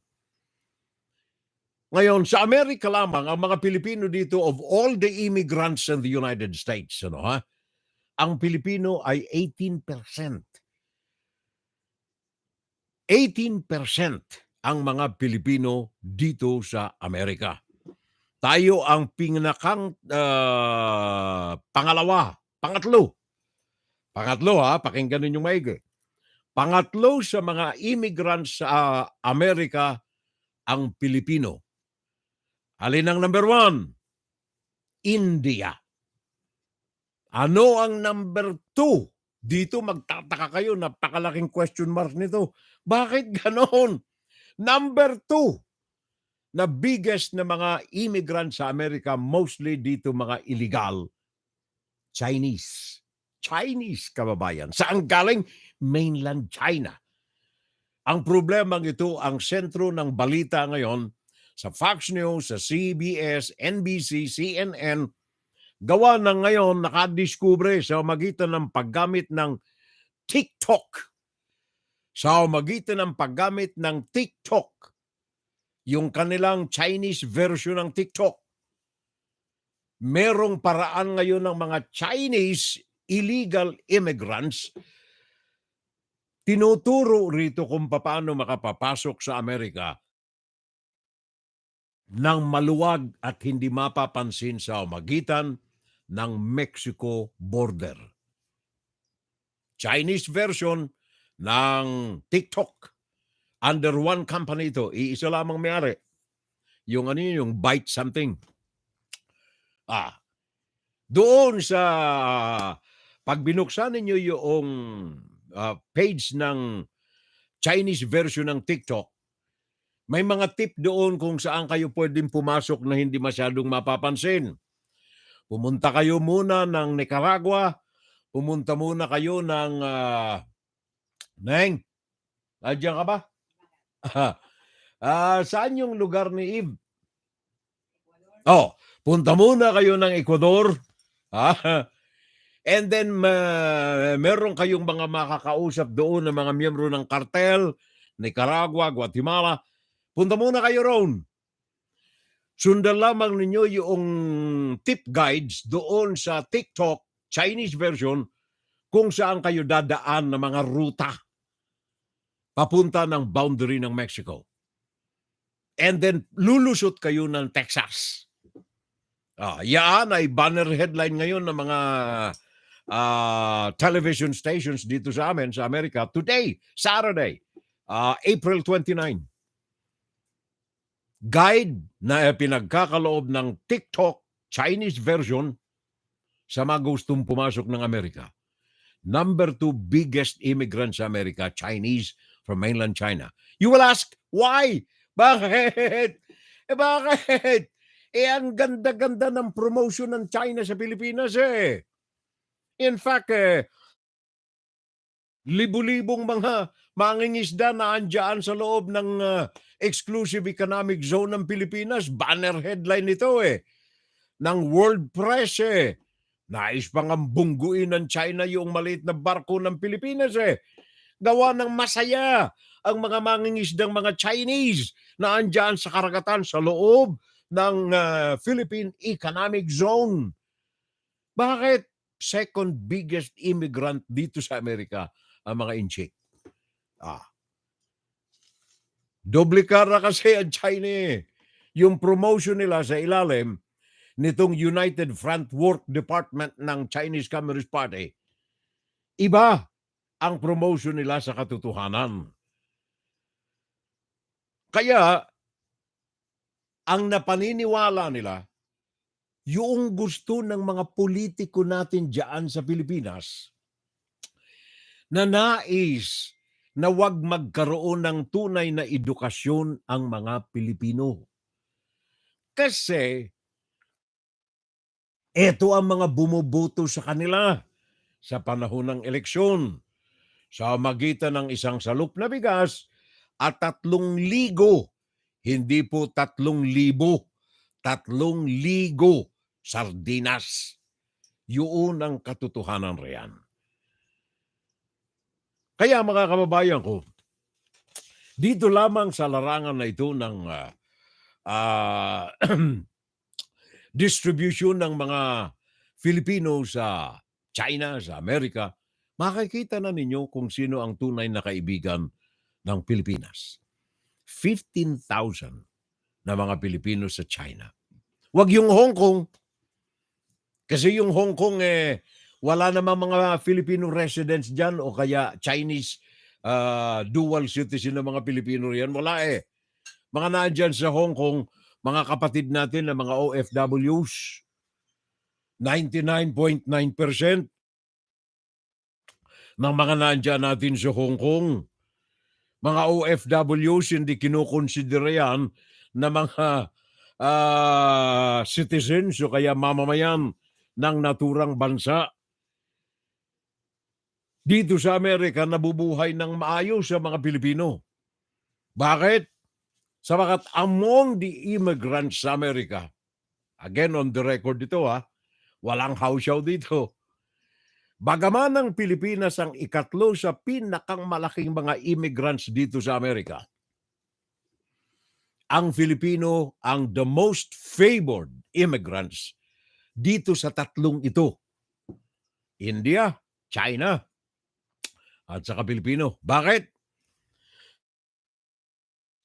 Ang households natin dito mga kababayan, ang average income ng mga Pilipino is above average ng entire America. Mataas ang kinikita ng mga Pilipino. Maging sa home ownership, ang mga Pilipino 53%. Mataas po yan, kababayan. 53% ng mga Pilipino rito, mga homeowners. Hindi umuupa. May mga palasyo. Tanungin mo si Maring Maring Miriam. Hello. Tanong mo kay Maring Miriam. Katabi ni Donald Trump yan eh. Ha? Oh. 53% to 59% ang home ownership ng mga Pilipino rito. Oh. And then, ang mga Pilipino, 61% ay mga Pilipino na mga may investment sa real estate. 61% pareko ng mga Pilipino. Bakit? Ano ang advantage ng mga Pilipino? Well, English proficiency. Di ba? Sino nga po yung comedian ng Pilipino? Jokol? Ha? Jokoy. Ano ang mga biro ni Jokoy? My mother. You know, she is always a Filipina. Jokoy, come here. I don't want you to drink medicine. You just get banana leaves and you cook it. Yan si Jokoy, number 1 na stage comedian na Pilipino. Yan ang larawan ng mga Pilipino, but ang English proficiency ng mga Pilipino sa Amerika, highly regarded. In fact, mga kababayan ko again, maging dyan sa Pilipinas, ang Pilipinas, ang mga Pilipino, ang most preferred country and nationality among Asian countries in terms of business, investments, tourism. Bakit? Kasi kahit sa barangay kayo pumunta, naiintindihan kayo ng mga Pilipino kasi kahit na papaano, magaling tayo sa Ingles. You come here tomorrow. If you no come here tomorrow, no more you. Alala ko yung professor ko noon sa PE, Physical Education sa UNC eh. Pero wag ka, Olympic medalist yun. Boys and girls, you line up here. I want you to know that tomorrow you bring bamboo. If you no bring bamboo tomorrow, no more you. Ang ibig niyan sabihin pala, bukas magdala kayo ng kawayan ha. Pag pumunta kayo rito bukas sa school na wala kayong dalang kawayan, wag na kayong pumunta. If you know bamboo tomorrow, no more you. But again, mga kababayan ko, I am proud to be a Filipino-blooded citizen of the world. Bakit? Sabagat ang Pilipinas ay talagang highly acclaimed na rasa, na lahi sa buong bansa. Sa Amerika man pumunta, saan ka man pumunta. Tanong ninyo sa mga vloggers natin riyan, na mga Amerikano. Si Kulas. Tanong ninyo kay Kulas. Bakit gusto niya maging Pilipino? Tanong ninyo kay Nang sino nga pa yung iba riyan, yung mga nandyan na sa Pinas, yung British na mag-asawa, si Commander Daut. Tanong ninyo, bakit sila nais na nandyan sa Pilipinas? Yung nagpagawa ng bahay na bago, sino yun? Sa Occidental? Mindoro? Oriental, ano yun? Sino yun? Si Finn. Nagpapatayo ng malaking bahay doon. Bakit? Kasi gusto nila dyan. Galing sa Finland dito, sa Iceland. Maraming mga vloggers na andyan na sa Pilipinas gustong tumira. Bakit? Pagkat ang mga Pilipino sa kanilang original na karakter, very hospitable ang mga Pilipino. Yun ang pinamamalakpak din ng aking tenga. Saan man ako pumunta rito sa Amerika, pinangangalandakan ko, meron akong dugong Pilipinong nananalaytay sa aking mga ugat. Bakit? Sabagat I'm proud to be a Filipino. Mamamayan ako ng Amerika pero ako'y Pilipino. Sabagat diyan ako nagising sa paaral, pagpapaaral, pagpapanuto ng aking mga magulang sa tamang asal. Hindi tayo doble kara. Sabi ng China, kami ay pinaninindigan namin na huwag kaming makialam, kaming China, CCP huwag kaming makialam sa aktibidad ng ibang mga bansa. Anong ginagawa ng China sa Pilipinas? Nagkaroon ng balikatan, sino ang number 1 na nagbigay ng panakot sa Pilipinas? EDCA. EDCA na lamang.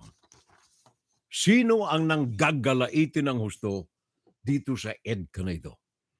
Sa kabila ng pahayag ng Pilipino, ng China, non-intervention policy. Yun ang kanilang pinaninindigan, di ba? Non-intervention policy of China on other countries' affairs. Naka-address yan ng pamunuan ng China, konsulada ng China sa Pilipinas.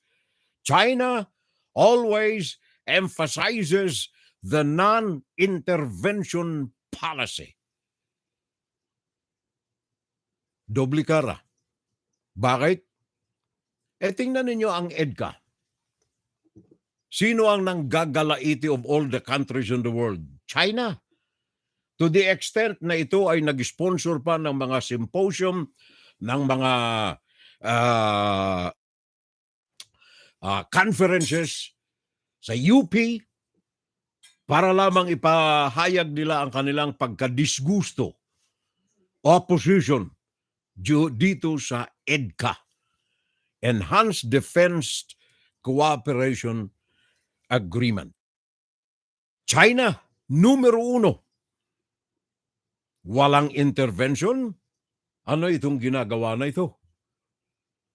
Walang incursion, pagpasok sa mga teritoryo ng iba. Doble kara ang China. 7 na mga military bases ang itinayo sa mga atolls diyan sa West Philippine Sea. Sino mga sumasalungad dito? Definitely yung mga kaliwa na mga organisasyon, mga political organization, party list, at mga politicians na tumatanggap ng biyaya directly or indirectly galing dito sa United Front Work Department ng China. Ika nga'y sinasabi lamang natin ito. Yan ang totoo Sabi ko na nga, if you see something, say something. Ang taong nananahimik riyan ay hindi mamamayan ng bayan kung ang kanyang karapatan ay kanyang pinauubaya na lamang. United States, sabi ng China, America, stop inciting other countries to fight China. Sino bang nagpapasimuno rito? Diyan sa West Philippine Sea, sabi kasi ng China, tigilan daw ng Amerika ang pakikialam sa Pilipinas diyan sa issue ng between China and the Philippines sa West Philippine Sea. Sino ang nagpasimuno riyan? May itinayo bang atoll na naging military base ang Amerika diyan? Wala On the contrary, ang China 7 military atolls diyan sa West Philippine Sea. Sino ang nais bumunggo ng maliit na barko? sa loob mismo ng hindi lamang ng exclusive economic zone ng Pilipinas, diyan sa may Palawan, China pa rin ang sangkundriya.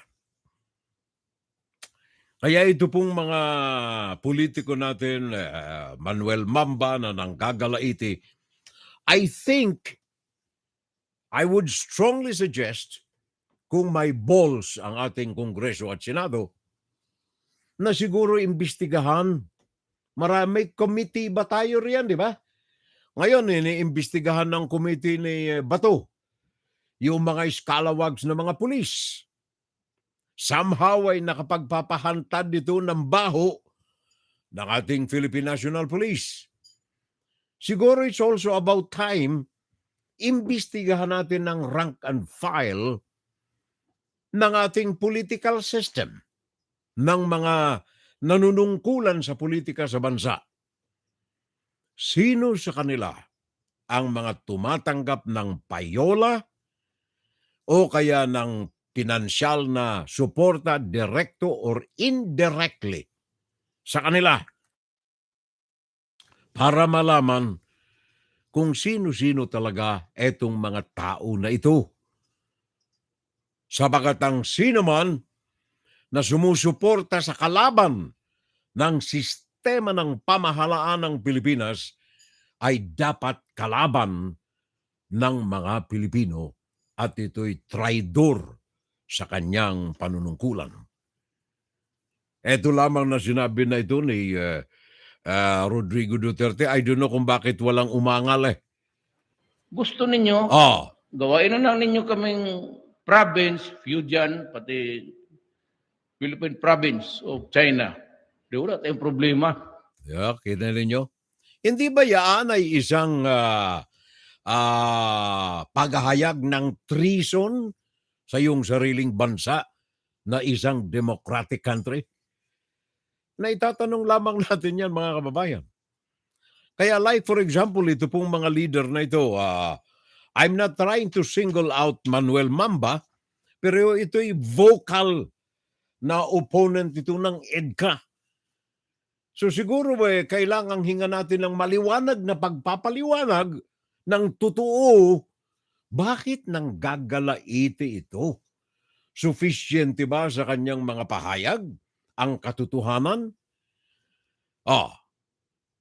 Kailangan siguro malaman ito ano ang internal relationships ng mga politiko na ito sa bansa sa kanilang hantaran na pagpanig sa Chinese Communist Party. Ito po'y naitatanong natin sapagkat ito'y mga relevant issues na dapat nating pag-usapan ng maigi. Sinong mga nakatutulong, sinong hindi nakatutulong. Mga issues na siguro'y kailangang maliwanagan ng ating taong bayan. Siguro kailangang ipaliwanag din ng mga individual na ito sa ating taong bayan para nauunawaan ang kanilang mga paninindigan. Ang isa sa mga dinadahilan nila, kailangan neutral tayo. Huwag nang dagdagan yung EDCA basis na yan. Neutral. Ano ang sabi ni Manuel Mamba? Sabagat tayo ay mitsa lamang ito ng pagkakadamay ng Pilipinas sa gera kung sakupin ng China ang Taiwan. Sinasangkalan ng Amerika ang Pilipinas upang maging kaagapay ng Taiwan. Kung neutral tayong Pilipino o Pilipinas, ligtas tayo sa bungguan ng mga higanting ito, Amerika at saka China. Talking point po yan ng China, ng Chinese Communist Party. Tingnan ninyo yung mga ipinamimigay na supply na mga talking points materials ng United Front Work Department ng China. Isa yan sa mga punto sa Pilipinas na pinamumudmud. Sabihin ninyo na kapag ang China ay sumalakay sa Taiwan at dinipensa ng Amerika, ang EDCA na yan ay magiging mitsa ng pagsakop ng China sa Pilipinas. Madadamay ang Pilipinas. Kung neutral, wala kayong karamay-damay riyan. Ligtas kayo. False. Kasinungalingan. Double blade. Doble kara na pamamahayag ng China. Talking point yan ng China.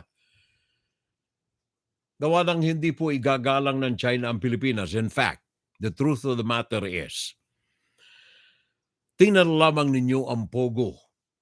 Di ba? Nabanggit ninyo ni Tony Trillanes, 5 million na mga empleyado riyan ng Pogo na galing sa mainland China. Marami riyan mga miyembro ng PLA, People's Liberation Army. Maaring, anong tawag niyan? Hearsay. Pero yan ay base po sa katotohanan. Maaring ang bilang ay mali. Pero ang katotohanan, nandiyan po ang mga PLA sa Pilipinas. Sa iba't ibang sektor ng industriya ng Pilipinas.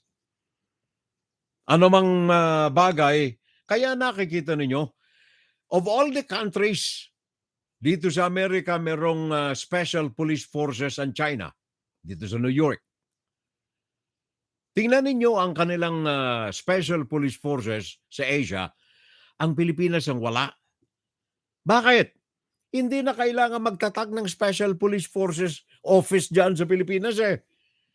May galamay na sila riyan eh. Simula sa business sector hanggang sa political system ng bansa. Naandyan na. Kaya if you see something, you say something. Wala hong katotohanan yung independence dyan sa Pilipinas kung talagang tutuusin. Kasi merong kontrol na riyan ang China. Kaya kailangan na lamang ng Pilipinas, and I hope the leadership of Ferdinand Marcos Jr. is going the right way. Bukas lilipad siya papunta rito sa Amerika. I hope na isemento ng husto.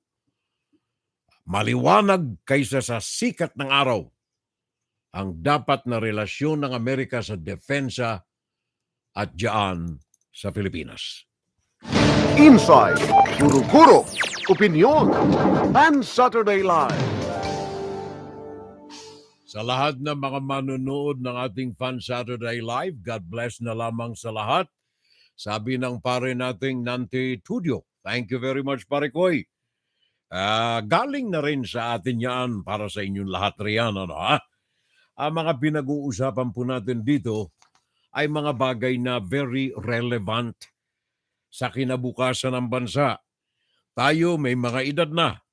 Si Puroy, baka hindi na makapanligaw ala na. Kaya ang ating pinaghahandaan dito ang nalalapit na henerasyon natin. Baka nga si Inutil ang spy dito sa Pilipinas. Siya ang nagre-report sa China na mga nangyayari dito sa Pinas. Sabi ni pareng Junjunming Acabado. Junjunming Akabayo. Akabayo, pare koy. Yan ay pinag-uusapan natin sapagat kailangang meron pong kayong marinig na balansyado na paghahayag tungkol sa mga bagay na direkto na nakakaapekto sa buhay nating mga dugong Pilipino, saan man tayo nandoon. U.S. and Filipino soldiers launched Balikatan military drills in the Philippines as leaders from the two nations met in Washington for the first such talks in 7 years. At today's meeting, we redoubled our commitment to modernizing the Philippine-U.S. alliance, recognizing that our partnership will need to play a stronger role in preserving an international law-based international order. I'm excited about the ability to increase interoperability and look forward to continuing our great work together. Those words are a far cry from the state of U.S.-Philippine relations just 3 years ago, when then President Rodrigo Duterte openly disapproved of the military alliance. The Philippines is among the least developed of America's military allies in the region, and it faces an acute threat from one of the world's most powerful militaries, China. For more than a decade, 3 Philippine presidents now, Beijing has just refused to give the Philippines some breathing space in the South China Sea. In 2012, China pushed the Philippines out of Scarborough Shoal, a territory well within the Philippines' exclusive economic zone in the South China Sea, and claimed it as Chinese territory. Both sides have militarized islands in the South China Sea and are in constant conflict. The U.S. and the Philippines have now agreed on U.S. access to 4 new bases in the Philippines, key locations near the contested South China Sea and Taiwan, another geopolitical flashpoint looming large in the region. Our goal is peace, security, stability, creating opportunity. It's not to engage in a new Cold War. It's not to contain China. China completed 3 days of military exercises around Taiwan on Monday, which included a drill that simulated precision strikes on the island. The Chinese Communist Party has vowed to control the democratic island by 2027, using force if necessary. Carla Babb, VOA News, Washington. Thank you very much, Carla. Yan ang ating kagapay dito sa Washington, D.C. sa tanggapan ng Voice of America. Thank you. So napakinggan ninyo yan, ano ha? Now, alam mo eto kasing issue na ito ng Taiwan, yan ang kanilang pangloko ng China eh. Pabayaan niyo kami, Taiwan, wag kayo makialam, neutral na lamang kayo. Ang Amerika, loko yan eh. Gawa kayo, sangkot-sangkot kayo dyan sa Taiwan eh. Pag neutral kayo, ligtas kayo, wala kayo magkawarian eh, kayo masama sa gera. Double blade talk ho yan eh. Yan ay nasa talking point ng United Front Work Department ng China. The truth of the matter, tingnan na lamang ninyo yung non-dash line ng China. Ang non-dash line ay wall, protective wall ng China sa West Philippine Sea laban sa kanilang conceived na mga kaaway like America, Australia, Japan. So, nais nilang kunin ang Taiwan, gawa ng ito ang mataas na pader na magbibigay sa kanila ng proteksyon. However, kung ang Pilipinas ay nasa kamay ng free world, ng mga malayang bansa at kalaban ng China, panganib sa China ito, kaya never believe na ang Pilipinas pag neutral ay hindi kukubkubin ng China. In fact, the truth of the matter, ang Pilipinas ang number 1 sa listahan ng kanilang mga defense perimeter line. Malawa kasi ang Pilipinas from Japan, point of Japan, to Malaysia and Indonesia. Nandiyan ang mga pulo-pulo ng Pilipinas will serve as defense fortresses ng China against the free world. Kaya ang Pilipinas, very, very important yan. Huwag tayong maniwala na neutral ang Pilipinas, ligtas. Double blade talk yan. Ang katunayan, kaya ang China ay walang pakialam, ni suggestion, ni suporta, ni pangarap sa defense program ng Pilipinas. Wala ni isang kusing na suporta. Kasi ang Pilipinas ay kinukonsidere nila na defense wall ng China. Kaya ganun na lamang ang kanilang pagmumurukulyo dito sa EDCA. That is the reason why. Thank you very much kay Philippine Ambassador to America, Jose Manuel Romualdez. Gawa ng sa ngayon, as of now, pinaninindigan ito ang paninindigan ng Pilipinas dito sa EDCA. Philippine Ambassador to the U.S., Jose Manuel Romualdez, believes the country's armed forces will be up to par in about 5 to 6 years. He made the remark as thousands of Filipino soldiers train alongside their American counterparts for this year's Balikatan exercises.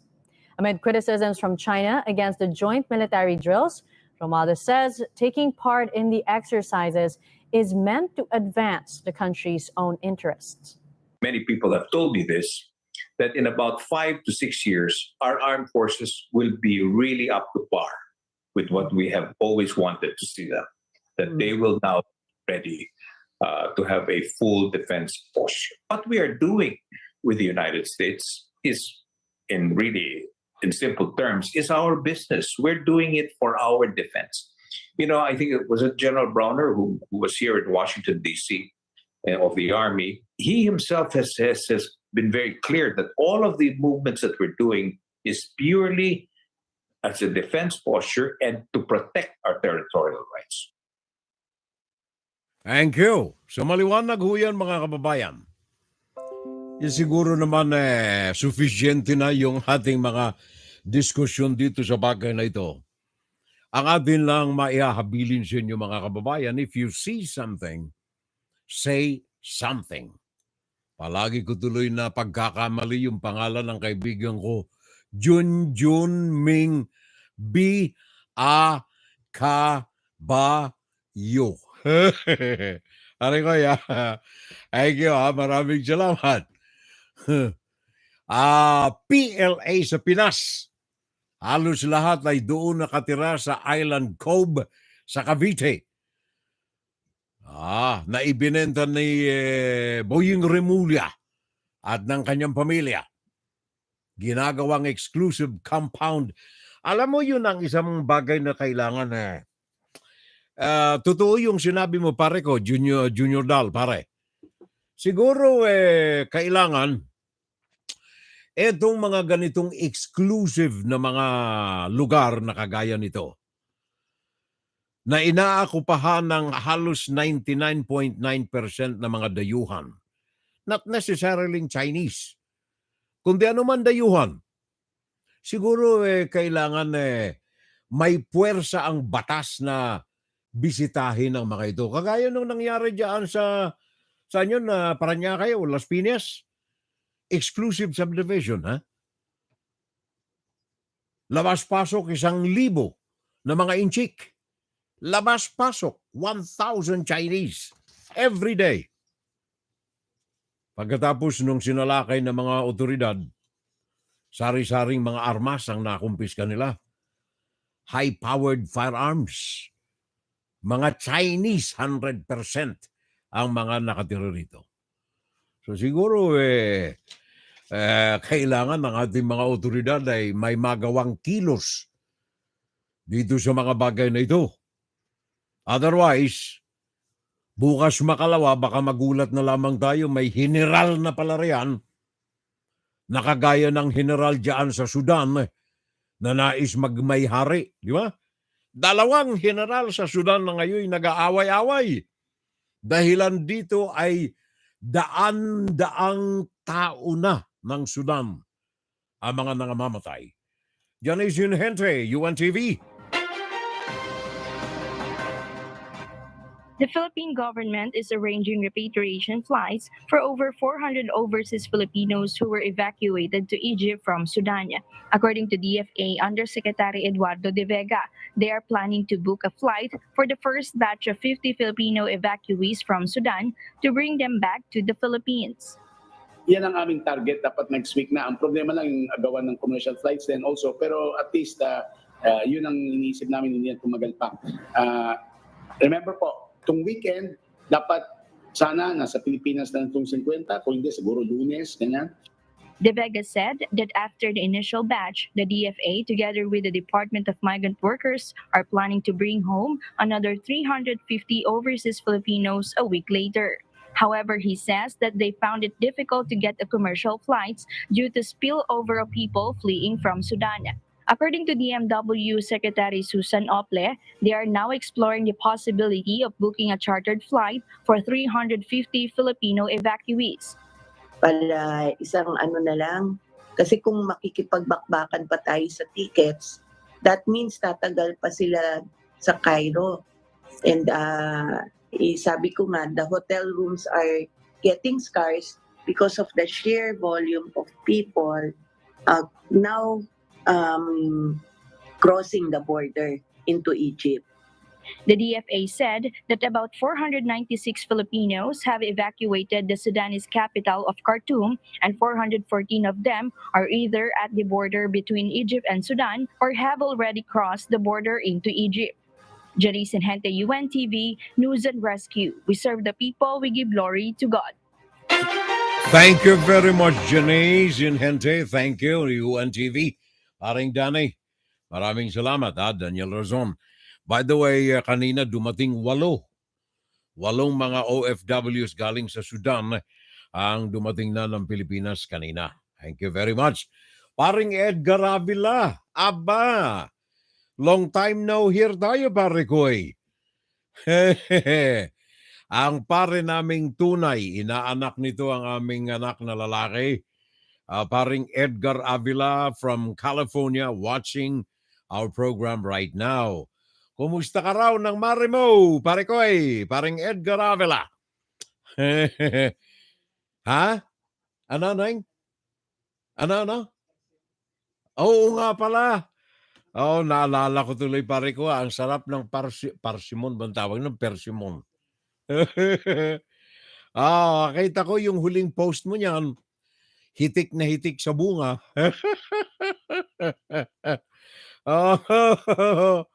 Alam mo, sa mahal ng persimon kasi hindi ko kayang bumili eh. Kaya nung pinadalhan mo ako rito ng isang balikbayan box na persimon, talaga namang solong kinain ko eh. Si Manay, hinahatian ko lang ng konti. Ang pare namin tunay, Edgar S. Avila, ang aking tinaguri ang the piano virtuoso. There you are. Parang use dump. Ibang pangalan naman ito eh. First time sa ating FSL. Use dump. Okay. Okay, pangalan mo pare ko. Yan, Nantitudio pare ko ha. Good morning, Furel, at sa lahat ng mga manunood ng ating Fun Saturday Live. God bless us all na lamang. At saka J.F. Robles Villadiego. Agapay din natin sa mga sandaling to J.F. Robles Villadiego. Tapos na, pare ko eh. Tapos na itong Balikatan 2023. Kahapon, Friday, that's right, kahapon. Meron tayong mga dagdag na pag-uulat tungkol dito sa bagay na ito para maliwanag ano ang mga naganap sa pagtatapos nitong Balikatan. Sa Tagalog ay shoulder to shoulder. Bianca Dava ng ABS-CBN.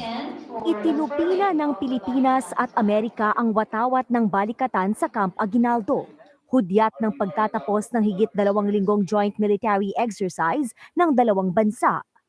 Itinuring itong matagumpay ni na Defense Officer in Charge Carlito Galvez Jr. at U.S. Ambassador to the Philippines Mary Kay Carlson. The Armed Forces of the Philippines was able to clearly define its command and control functions with the U.S. counterparts and significantly strengthen interagency collaboration. Likewise, the Armed Forces of the Philippines was able to test various employment concepts of newly acquired capabilities under the AP Modernization Program while enhancing its capabilities for cyber defense operation. The successful completion of an exercise with the scope and complexity of Balikatan is an incredible accomplishment and a testament to the strength of the U.S.-Philippine alliance. Malaki nila ang naitulong ng joint drills para mapalakas ang magkatuwang na pagkilos sa misyon ng mga sundalong Pilipino at Amerikano. Mayroon ding live fire exercises gamit ang Avenger Air Defense System at Patriot Missile Defense System. Pinakatampok ang combined literal live fire exercise kung saan pinalubog ang kunwari barko ng kalaban sa dagat na sakop ng Zambales. Lumahok ang mahigit 17,000 tropang Pilipino at Amerikano, ang pinakamarami mula nang magsimula ang balikatan. May sumali ring sundalo mula Australia habang nagpadala ng observers ang Japan. Umaasa si AFP Chief of Staff General Andres Centino na mas marami pang drills ang gagawin at mas maraming kaalaman ang maibabahagi sa mga susunod na balikatan exercises. Right after this, makita natin what needs to be improved or refined. We will continue planning again for next year. Bianca Dava, ABS-CBN News. Thank you very much, Bianca Dava. By the way, bilang karagdagan, nais ko lamang na maisingit ito, Yung balikatan, karamihan dyan ay land operations Well, of course, with the help of Air Force. Pero ang Air Force dito sa Amerika ay meron pong annual exercises na ginagawa rin in partnership with some other countries, and the Philippines was one of them. Sa bakatang huling ginawang partnership practice or operations nito ay noong pang 1991. Ang tawag dito noon ay COPE Thunder, Joint Exercises. COPE, C-O-P-E, COPE Thunder, Joint Exercises noong 1991. Kaya lamang itinigil ito for whatever reason, hindi ko na naliwanagan. Ngayon, sa exercises nitong balikatan, napag-usapan niyaan at yaan ay napagkasunduang muli ng Philippine Air Force at ng US Air Force na muling ibalik ang joint exercises between the Philippines and then the United States. Kaya, merong magaganap sa isang statement ng partnership between the United States at saka ng Pilipinas Air Force, the two governments, by May 1 ay babalasahin na ng husto kung paano gagawin ang COPE Thunder na ito. Mga flight operations over Clark Air Force Base gagawin ito. And then magkakaroon ng bilateral fighter training between the United States and the Philippines. And then 160 US Air Force members magpapalipad ng mga eroplano in joint practice with Philippine Air Force pilots. Magaling, parikoy. Armed Forces of the Philippines personnel, 12 aircrafts, from 35 Fighter Wing, Misawa Air Base sa Japan, lalahok dito, 160 na mga miyembro ng US Air Force, and then may counterpart ng Philippine Air Force. Diyan gagawin ito sa Clark Air Force Base sa Pampanga simulang Mayo 1. Magaling. Okay, thumbs up tayo riyan mga pare ko, mga mare ko. Very good, very good, very good, very good. At dyan natin tinatapos ang ating ikalawang bahagi, ikalawang segment ng ating Fun Saturday Live. WFGS Broadcasting worldwide, day and night time. WFGS streaming online, music on the fly, ready online.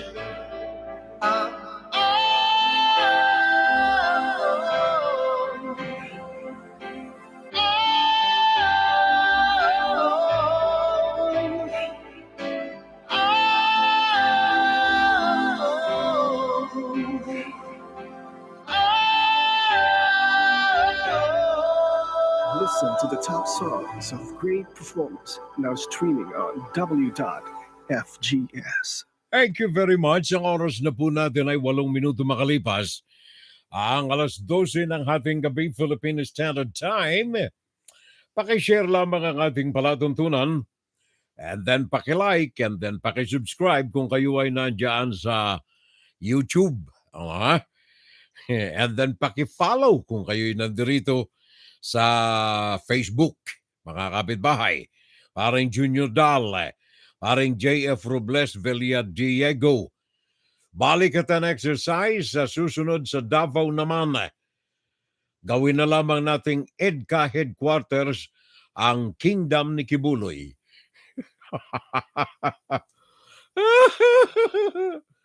Yeah, yan ang kaibigan ko, parang Junior Dal. Parang John. Tayong mga matatanda, relax na lang muna tayo. Ika nga'y binabalita lamang natin ito para lamang sa kaalaman ng mga bagong henerasyon. Makagawa tayo ng hakbang, may i-contribute man lamang tayo sa mga bagong henerasyon nang ika nga'y pag wala na tayo, may masabi man lamang sila. Alam mo, si parang Junior Dal, may natutuhan ako rito tungkol kay Kibuloy. Di ba?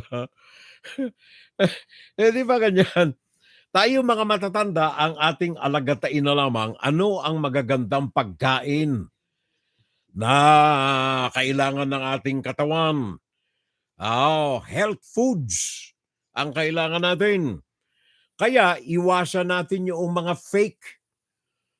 Iwasan natin yung mga fake, pare koy. Saan ang gagaling ang marami sa mga fake? Pagkain, mga relo, mga sapatos, mga name brands na bag. China. Hindi natin pinag-iinitan ng China, tayo po'y naghahantad lamang ng totoo. Sabi ko nga kanina, fact, pruweba, fake Chinese egg or eggs. Marami Mantakay mo itlog. Kabibili lang ng aking anak dito ng 3 dosena ng itlog Pero sigurado kami na hindi falsifikado yung itlog na nabili namin riyan. Zach, hindi falsifikado yung itlog, Hindi falsifikado yung itlog na yan. Ayon dito sa report na tinanggap natin, sa Yunnan province ito ng mainland China. Mismo mga otoridad ng mainland China nakadiskubre, marami sa kanilang mga surud, mga suwitik na mga negosyante, ang ginagawang fake ang itlog pinalalabas na totoo. Falsipikadong itlog. Mantakin mo yan. Ayon dito sa mga nananaliksik, itong mga falsipikadong kagaya nito, masama sa ating katawan. Pakinggan niyo ito. Baka sabihin niyo Fake Chinese eggs. So Time Magazine reported online in an article that a Chinese woman was shopping for market groceries in Luoyang in the central China, Yunnan province, where she noticed some people selling eggs out of van. The eggs end up turning out to be fake anyways, but check it out, it gets better. So citing an anonymous source, the paper will go on to describe how these fake eggs were being made. First, the counterfeiters will prepare a mold and mix the amount of resin, starch, and pigments to make an egg white. So this egg white is completely produced using non-natural ingredients. This is terrible for the human body. Next, they will add the fake egg yolk, a different mix of resin, various chemicals, and artificial coloring. And once the fake egg resembles the shape of a real egg, they will go to proceed to add more unnatural products, which was paraffin wax, gypsum powder, and calcium carbonate to use to create the eggshell. So they can go through all this work to create an egg that resembles an egg. Now, who knows what these fake eggs are being shipped off to, and if consumed, there's been symptoms such as dementia, liver and kidney damage, and who knows what else that hasn't been discovered yet. Now, the best way to identify if the eggs are real or you're eating a fake Chinese egg is there are a few steps. First, real eggs have a faint smell, which fake eggs would not have. So you ever crack open the egg and there's like a distinct smell in the egg that you can tell that's egg? Well, the fake eggs would not have that. Second, when you tap a fake egg against, let's say, a shelf or against your countertop, it will sound a lot more hollower than the real egg. And once the fake egg is cracked open, the egg white and the yolk will actually mix a lot faster than normal. So right away, when you see these three things, you know right away that maybe that question mark should come up above your head saying, now, are these real eggs or are these fake Chinese eggs? So to simply just avoid this entire issue is just to avoid buying eggs and staying clear of eggs that are made in China. Kahit na ninyo, itlog Itlog, falsipikado. manufactured hindi ng manok, kundi ng tao diyan sa Yunnan Province, Central China. Kayo mga nandyan sa Pinas, lalo na, magtakan ninyo, meron ng trade imbalance ang China at ang Pilipinas, pinadadala riyan, imported, mga Chinese eggs. Tingnan ninyo maigi. At lalo tigit itong susunod. Ito'y tip pang kalusugan pa rin natin ito sa ating mga kababayan riyan. Yung tofu. Ano nga yung tofu sa Tagalog? Ha? Tokwa. Di ba ito yung nilalako ng mga Chinese sa kalsada? Di ba? Ano yung inilalako sa kalsada? Taho pala yun. Hindi tokwa, taho. Magkatunog kasi. Pero yung tokwa, mga kababayan, isa sa mga pinadadalhan ng tokwa or tofu ay dyan sa Pilipinas. Ngayon, itong South China Morning Post, South China Morning Post, mismo ang naglantad nitong fake na tokwa o kaya tofu. Nadiskubre ito sa ilang mga manufacturing companies diyan sa Wuhan at saka sa Hubei, mainland China uli. Palsipikado na mga tokwa o kaya tofu. Pakinggan natin itong report. Rat meat being sold as lamb meat. So the South China Morning Post reports that the rat meat was being altered with chemicals such as Hindi lamang gelatin, tofu nga nitrous pala. salt, and Sandali, coloring to ha? make it look and taste more like frozen rolled mutton. Sandali. Hindi lamang pala tofu, kundi karne ng daga. Aray, Diyos ko, Diyos ko, Diyos ko. Hindi lamang tofu, kundi karne ng daga. Ito pakinggan ninyo. Karne ng daga na pinalulusot na ito ay karne ng lamb. Ano nga yung lamb? Sa Tagalog? Lambara? Ano nga ba yung lamb? Ha? Hindi goat lamb. Ano nga ba? Yung dala-dala ni Kwan sa Israel? But anyway, karne ng daga na pinalalabas na ito'y karne ng lamb. Di ko maalala ang Tagalog ng lamb. Basta ito yung dala doon sa Israel ng mga pastol, di ba? At saka tofu. Pakinggan na natin ito ngayon. Go ahead.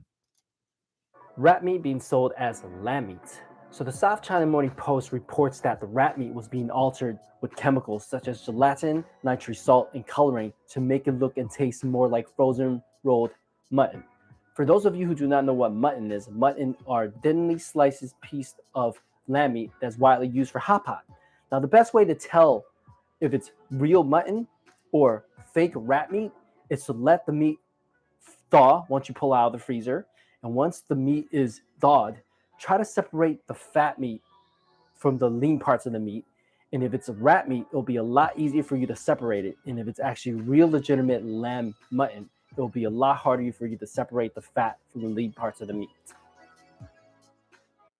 Fake Chinese tofu. Now for all my vegetarians and vegans out there, you're not going to be happy to hear this one.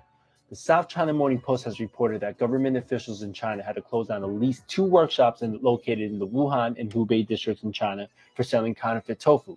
The ingredients they were using for this counterfeit tofu was dangerous chemicals known to cause cancer, also using coloring agents and very, very little bit of soy. Anybody knows that tofu, real tofu that is very, very healthy with a lot of nutrients, and the ingredients come from soybean. The reason why they were making these fake tofu, as you can guess, was because the cheap starch and the chemicals they were using is a lot cheaper than using the natural product made from soybeans. So what it was is that they were taking this counterfeit tofu and they were packaging as legitimate tofu and distributing it out to markets to sell to the public. Now, for the best way for you to avoid to buy fake Chinese tofu is to actually, next time you're in the market, you're looking at the back of the tofu to make sure that these tofus are packaged in the USA. That will be your best bet, is to buy USA-made tofu and make sure you stay away from any tofu imported from China. Nakita na ninyo. Thank you sa inyo lahat dyan. Thank you sa inyo lahat. Do you remember? Okay. So, sabi nitong mga kaibigan natin dito, kumpare ko, sabi ni Parin Jess, ang lamb ay karnero. Karnero. Sabi ni Parin Jess ano ito pare, ginagawa mong pulutan siguro ito, kaya alam na alam mo, no? May tanduay ka na riyan, pagkatapos meron ka pang karne ng karnero, ayos na. Sabi rin ni Junior Dal, karnero Pero sabi ni Grace Recto Mirazol Palencia, ito sa Tagalog po ay tupa. Yun. Sabi rin ni Mrs. Naghalongkat muna siya ng kanyang diksyonaryo Tagalog-English. Sabi ni Mrs. tupa. Ayan. Sabi rin ni Grace Recto Mirazol Palencia, Furel, lamb ay tupa po. Yan. Sabi ni Jess Senorho, yung karnero pwede ring kaldereta.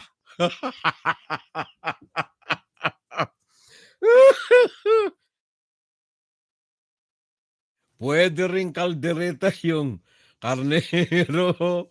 Sabi ng pare ko, Jess Senorho, pare ko, hey, kaya mo na, pa-public service muna ako rito sa maalala ko nga pala kay Consul General Cecil Rebong thank you sa for remembering our anniversary sa broadcast natin. Sabi niya, Furel, happy 59th anniversary in broadcasting. Sabi ni Consul General Cecil Rebong. Thank you, ma'am. Maraming salamat. We miss you. Eto naman, kaya ako naalala si Consul General Rebong ng New York, dati naming kaagapay dito. Ito'y dahilan sa padala sa akin dito ng Consul ng Philippine Consulate Office. Sabi kasi rito, calling all Filipino and Filipino-American graduates of associates, bachelor, master, or doctorate degrees in the Northeast USA. The Philippine Consulate General in New York is hosting a graduation ceremony and monitoring activity in honor of the graduating students of class of 2023. You are encouraged to wear your toga or graduation attire as you mark alongside fellow graduates from different colleges and universities in the East Coast. Ito ay May 27, araw ng Sabado. Pakinggan ninyo. Mark the date. May 27 at 10 o'clock in the morning, Kalayaan Hall, Philippine Center, New York, 556 5th Avenue, New York City. Kailangan lamang ang RSVP, reservation by April 28. Kahapon pala ito But anyway, humabol na lamang kayo. April 28 ang deadline ng reservation. Malayo-layo pa naman. Pwede pa. And then also another from our Philippine Consulate Office sa New York. By the way, salute sa bago naming Consul General Rian, aktibo ka agad, nakapagpadala ka agad sa atin dito. I'm sorry, hindi ko maalala ang pangalan. Hindi ko maalala ang bagong pangalan ng ating bagong Consul General. Ito naman ay Harvard Square Philippine-American Alliance in partnership with Harvard Square Business Association. Ito'y may kaugnayan dito sa 38th Annual Harvard Square Mayfair Asian Street Food and Music Festival. Gagawin ito May 7, Sunday, alas 11 ng umaga sa Church Street parking lot sa Harvard Square diyan sa New York. Okay? So, yan ang ating mga public service. Yun ang ating mga paglilingkod sa ating mga kababayang mga Pilipino. Ang ating pakikipag-ugnayan, pakikipagtalastasan sa ating mga kaibigan. Ugnayan, pakinggan. And of course, bago ang ating mga balita, bago ang ating mga breaking news, naritong muli. Wow, happy birthday. Ooh, wow, celebrate. We've been waiting all year to celebrate with you. That day is finally here, and so we sing for you. Ooh, wow, celebrate. Bago nga pala itong lahat, ano ito? Grabe pa rin ang pambubuli ng China sa Philippine Coast Guard. Sabi ito ni Jerry Conto. Thank you, Jerry. Maraming salamat. Very extensively na tinalakay natin ang issue na ito. Pagkatapos ng program natin, you can go back, rewind ang ating programa sa unang bahagi hanggang sa ikalawang bahagi where we extensively discuss the issue of China in the Philippines. And then si Akash Huzenne, also watching our program today. I hope he can understand our Filipino language. That's Akash Huzenne. And thank you for giving us the time. Okay, maraming salamat.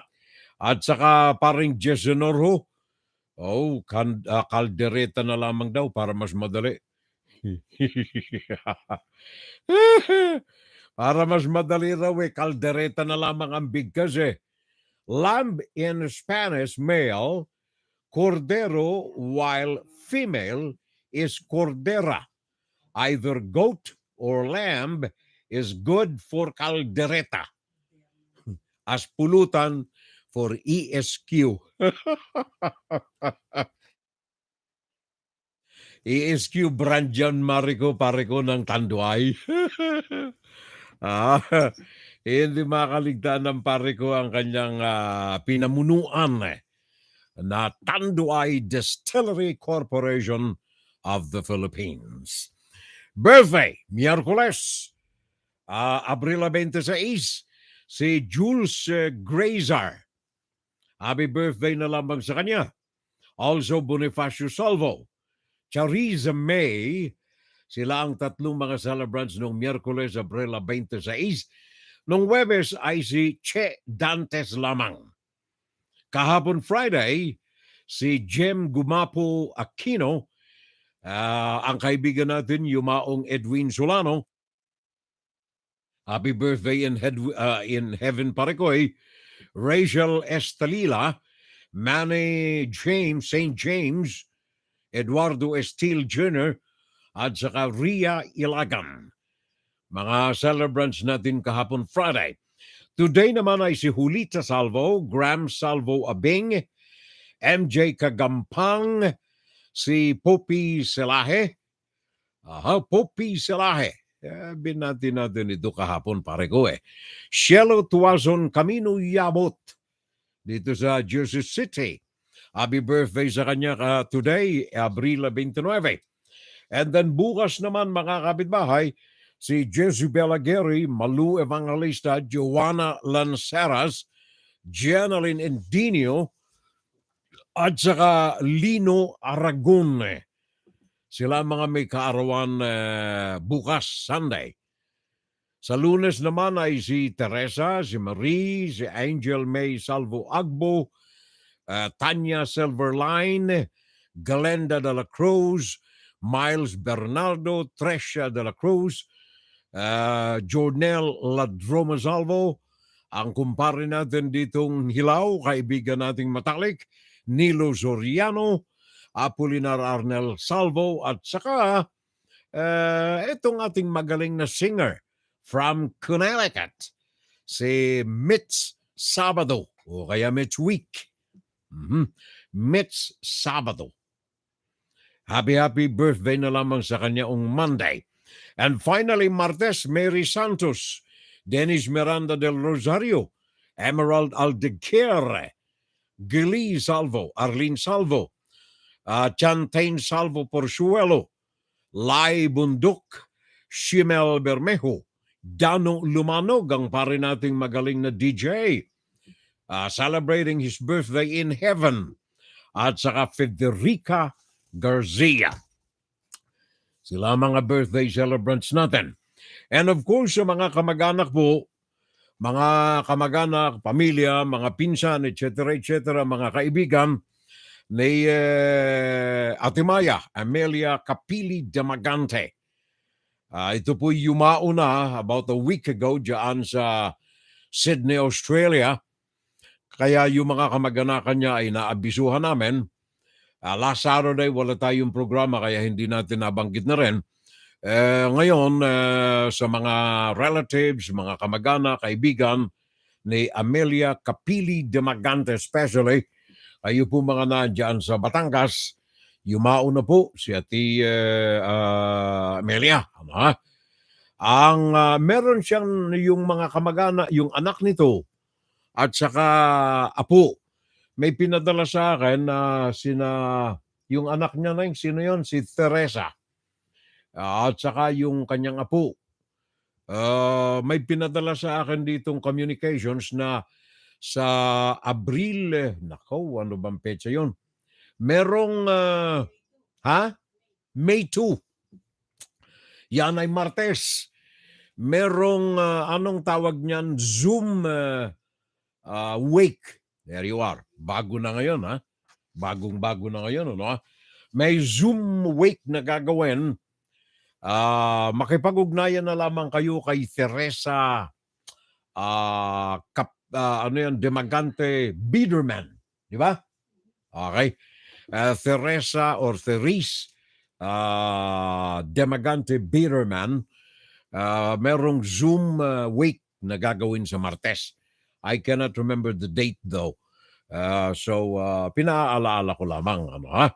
And of course, yung mga celebrants pa rin natin, itong nakalipas, matagal na eh. Matagal nang darating eh. Mayo 4. Alanganin kasi ang petsa nito eh. Birthday na kaming anak, si Nabunsoy, Frances Hilda May Pantesalvo. Pag ganyan na mahaba, asawa ko ang may gawa. Ayaw niyang mawala yung apelyido niya eh. Akala nga sandamakmak na pangalan eh. Siya kasi ang nagpangalan din ito kaya ang haba eh. Frances Hilda May. Nakasabit yung pangalan ng asawa ko eh. At saka yung apelyido niya. Frances Hilda May Pante Salvo. Birthday, Mayo 4. At saka si Marion Quinto Meral. Mayo 4 rin.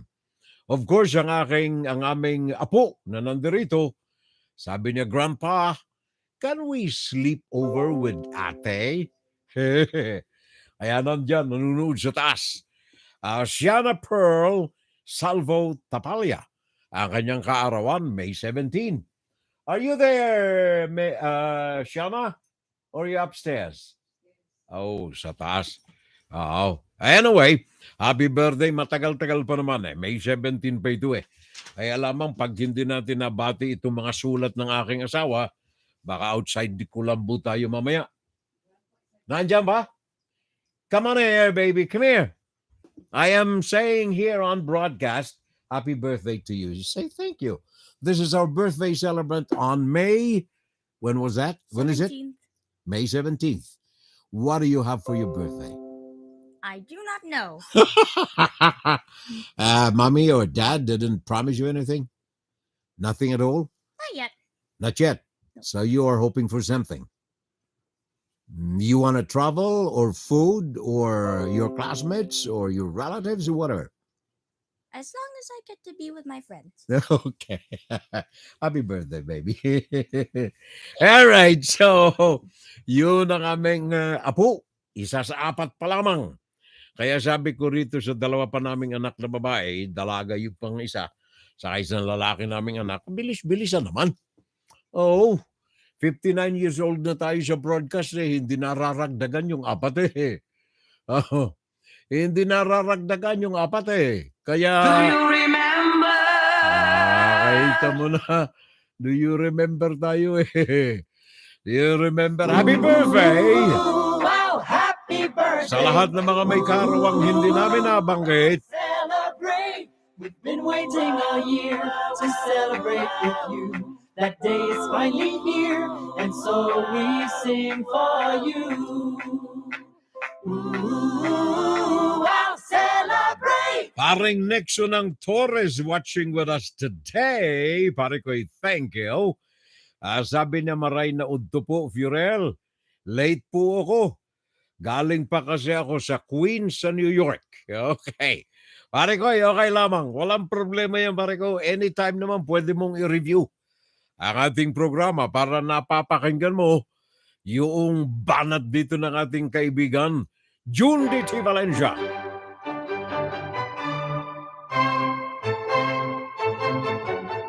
Sa mga residente at mga bumibisita sa Pampanga at Bulacan, kung may okasyon o wala man, kung ang hanap ninyo ay masasarap na breads, cakes, or pastries, tandaan ang pangalan, Armenia's Bake Shop.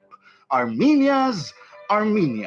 Sa Armenia's, makabibili kayo ng mga dekalidad na breads, cakes, or pastries. Sigurado, makukontento kayo sa mga breads, cakes, or pastries ng Armenia's kahit ikumpara pa ninyo sa iba. Subukan na ninyo. Tunay ninyong maiibigan. Bili na, order na, grab food na, now na. Armenia's Bake Shop. Bring home the best tasting breads, cakes, and pastries. Visit Armenia's Bake Shop on Facebook for details. Thank you, pare ko. Yan ang tinig ng aking kaibigan, pareng June D.T. Valencia. Pare ko, salamat ha. Maraming salamat. Well, ito pong Armenia's Cakes, Breads, and Pastries ay nandyan sa Plaza Burgos sa Guagua, Pampanga.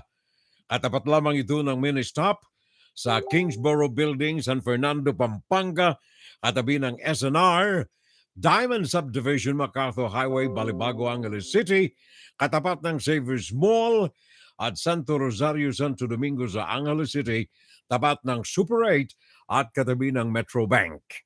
Diyan sa MacArthur Highway, Malolos, Bulacan, ang bagong kabubukas na sangay ng Armenia's. Armenia's Cakes, Breads, and Pastries. One, Saturday Live.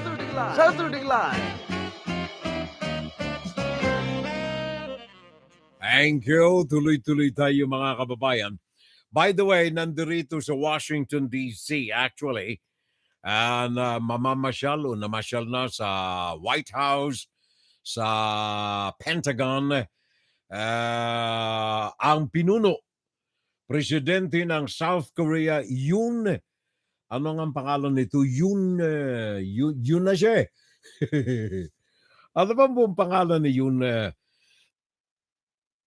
Eto'y nandito sa amin ngayon. Bumisita siya sa state dinner sa White House and then bumisita rin sa Congress sa Washington at Yoon Suk Yeol. There you are. Yan ang presidente ng South Korea. Iyan ay dahilan sa matimias na relasyon between the United States and South Korea at ang patuloy na pagpapamukadkad ng relasyon na ito ng magkabilaang panig. Sa Arirang News, meron tayong report tungkol dito sa productive visit na ito ng pinuno ng South Korea dito sa amin sa Amerika. Inspired by freedom, liberal democracy and human rights, South Korea and the United States will put their alliance in action as a compass for freedom in the world. That was the core of President Yoon Suk-yeol's speech to a joint session of the US Congress on Thursday. Reflecting on the past 70 years of bilateral security ties, Yoon described how South Korea, by joining hands with the US, had grown from the ashes of the Korean War to become the world's 10th largest economy, based on liberal democracy and a free market system. For over 70 years in the history of the alliance, We work together in military and security sectors. We also expanded our cooperation in the economic field. Our relationship has evolved from one of unilateral assistance to a partnership that is mutually beneficial. He noted that Korean companies are now contributing to the US economy, producing EV batteries, semiconductors, and cars, and creating thousands of well-paid jobs. Going forward, he said the two countries will lead in innovation beyond security and foreign policy to work on cutting-edge technologies, including chips, artificial intelligence, bioscience, and quantum technology. But beyond economic relations, Yoon presented how the alliance would jointly tackle challenges to the freedom and rights of citizens around the world. Yoon also condemned Russia's invasion of Ukraine. It is an attempt to unilaterally change the status quo with force. Korea strongly condemns the unprovoked armed attack against Ukraine. He also thanked the members of Congress for unanimously adopting a resolution that welcomed his state visit. The document stressed the importance of the bilateral alliance for peace and security on the Korean Peninsula and across the Indo-Pacific region. 오수영 아이랑 뉴스, Washington, D.C. Thank you very much, Oh Soo-young. Magaling ang kanyang pangalan, no? Oh Soo-young. Arirang News, Washington, D.C. Pataka mo ha, remember ang Korea, 1957, may gera riyan. Di ba? Pero ngayon, 7th largest economy in the world ang Korea. Mamaya, kakantihin natin ng konti itong bagay na ito in relations with the Philippines, mga kababayan. Sabagat masakit pakinggan na ang Pilipinas na pag-iiwanan eh. Mantaka mo, South Korea, gera 1957. Vietnam, gera 1968. Japan, gera 1941. Philippines, pare ko, kaagapay ng Amerika since 1898. Patawarin tayo ng mga demonyo sa impyerno. Ano ha? Mamaya pag-uusapan natin. Masakit kasi sa kalooban eh. Pakinggan ninyo ito. Bakit ko nasabi yan? Nandoon si President Yoon Suk-yeol dito sa amin, sa Amerika. Sabagat pinanangangalandakan niya ang progreso ng South Korea with the help of the United States after 1957 Korean War. Pakinggan niyo yan, ha? Mamaya may report tayo riyan. Ngayon, itong South Korea, dito sumasakit ang aking dibdib eh. Ang South Korea, meron silang malaking market sa Amerika, especially mga kotse. Alam ba ninyo na 2 branch ng kotse South Korea namamayagpag dito sa Amerika? Oh, 2 na mga kotse dito namamayagpag sa Amerika. 41% ang itinaas ng export ng mga kotse. Hyundai ang isa riyan galing sa South Korea. Meron tayong report galing kay Yoon Ji-young sa Washington, D.C. May kaugnayan dito sa pagtaas ng bilang ng mga inieksporta at pagtaas ng negosyo ng kotse sa South Korea para sa daigdig. South Korea's auto exports jumped 41% in the first quarter of 2023 from a year earlier to set a new record. According to data released by the Korea Customs Service on Friday, exports of passenger cars in the January to March period reached $15.42 billion. The number of cars shipped increased by 31% over that period to 680,000 units. Exports of eco-friendly cars, including electric vehicles, rose 68.4% to a record $6 billion following the normalized supply of automotive chips and rising demand. Akita ninyo, 41% car industry ng South Korea. Lumunlad ng umunlad dito sa Amerika ay talamak ang negosyo. Now, sabi ko na nga kanina, Japan, for example, in relations to America. After ng ikalawang digmaang pandaigdig, tinulungan ng Amerika ang Japan at naging asensado uli ito hanggang sa naging number 1 uli dito sa Asia. And then, 1957, South Korea. Nakita naman ninyo, narinig niyo yung balita. Car industry, sa microchips at saka maraming iba pa electronics, computers. Isa sa mga nakikipagkompetensya sa daigdig ang South Korea. Kababangon lamang nito sa digmaan, 1957. Vietnam, 1968. Kababangon din lamang naman ito sa digmaan ng Amerika ang kaagapay nito sa development in spite of the fact na sosyalista ang Vietnam. Pero ngayon, isa sa mga pinagpipitaganan ng mga American companies in computers, in automotive, at maraming iba pa ang Vietnam. Philippines. Kaagapay na ang Pilipinas ng Amerika 1898. Nang bayaran ng Amerika ang Spain para ang Pilipinas masailalim ng Amerika. Ano man nakikita natin sa Pinas? Aside sa mga high-rise buildings dyan sa Metro Manila na pag-aari ng mga inchik, wala nang pwedeng ipagmalaki ang mga Pilipino. Yung mga dugo na tunay na mga Pilipino ang pinag-uusapan natin dito. Dugo na tunay na mga Pilipino. Bakit wala? Dapat tayo ang nanguna di ba? Rising Tiger of Asia. Anong tawag niyan? Home of the Rising Sun. Second to Japan. Wala Why not Philippines? Sabi nga ng mga kano. Vibrant culture, magaling. Hospitality, napakagaling. Language, magaling ang Pilipino. Takain mo, the best English-speaking country in Asia, Pilipinas. Marami sa atin nakakaintindi at nakapagsasalita ng English. Pero bakit hanggang ngayon naandyan tayo? Sabi nitong ilang mga kaibigan natin ito, maganda We are poor because we have damaged our culture. Most of us do not follow the rules, the laws. Everyone wants to take shortcuts.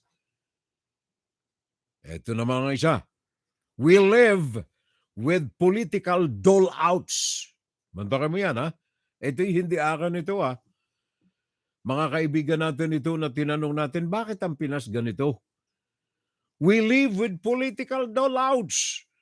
We do not mind our neighbors. We do not have a sense of nationhood. We do not have a true sense of patriotism. Sabi na, we elect people who just steal and enrich themselves in politics.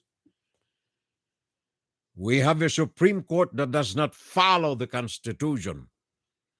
We have a Congress that is filled with opportunists and crooks and dynasties and cronies. Mantakin mo yan. We have executives who are corrupt and connivance with legislators, judges, and brokers. They are the destroyer of Filipino culture. Mantakin mo yan? Yung mga hindi galing sa akin yan, Bakit hindi ang Pinas? Saan na tayo? Dapat tayo namamayagpag na, di ba? Dapat tayo nandoon na sa itaas The longest American ally na dapat top of the world Dapat nangunguna na tayo. Mantakay mo Singapore, Singapore, gagarakpiranggot na maliit na dulo ng Malaysia. Singapore, sa dulo. composed of several small islands. Kumpara mo sa mga bansa diyan sa Asia, nangungunang Singapore. Kaakibat ng Japan. Thailand. Ba, yung mga manufacturing companies na andyan sa Thailand. Asa na yung Ford Philippines? Dapat number 1 ito diyan eh. Wala na, umalis na. Nandun na sa Thailand. Bakit? Lugi diyan sa Pilipinas. Bakit? Sabagat hindi Chinese. Yun ang masaklap. Nalulugi, bakit? Hindi Chinese eh. Pakinggan si Firel Salvo tuwing Sabado dito sa FGS Web Radio para sa mga Pilipino. Pagkatapos makakarinig pa tayo ng mga talking points ng China. Plain neutral na lamang kayo, Pinas, para hindi kayo nadadamay sa gera. Ano ang sabi nitong parliament analyst ng Lithuania, Arūnas Valenskas?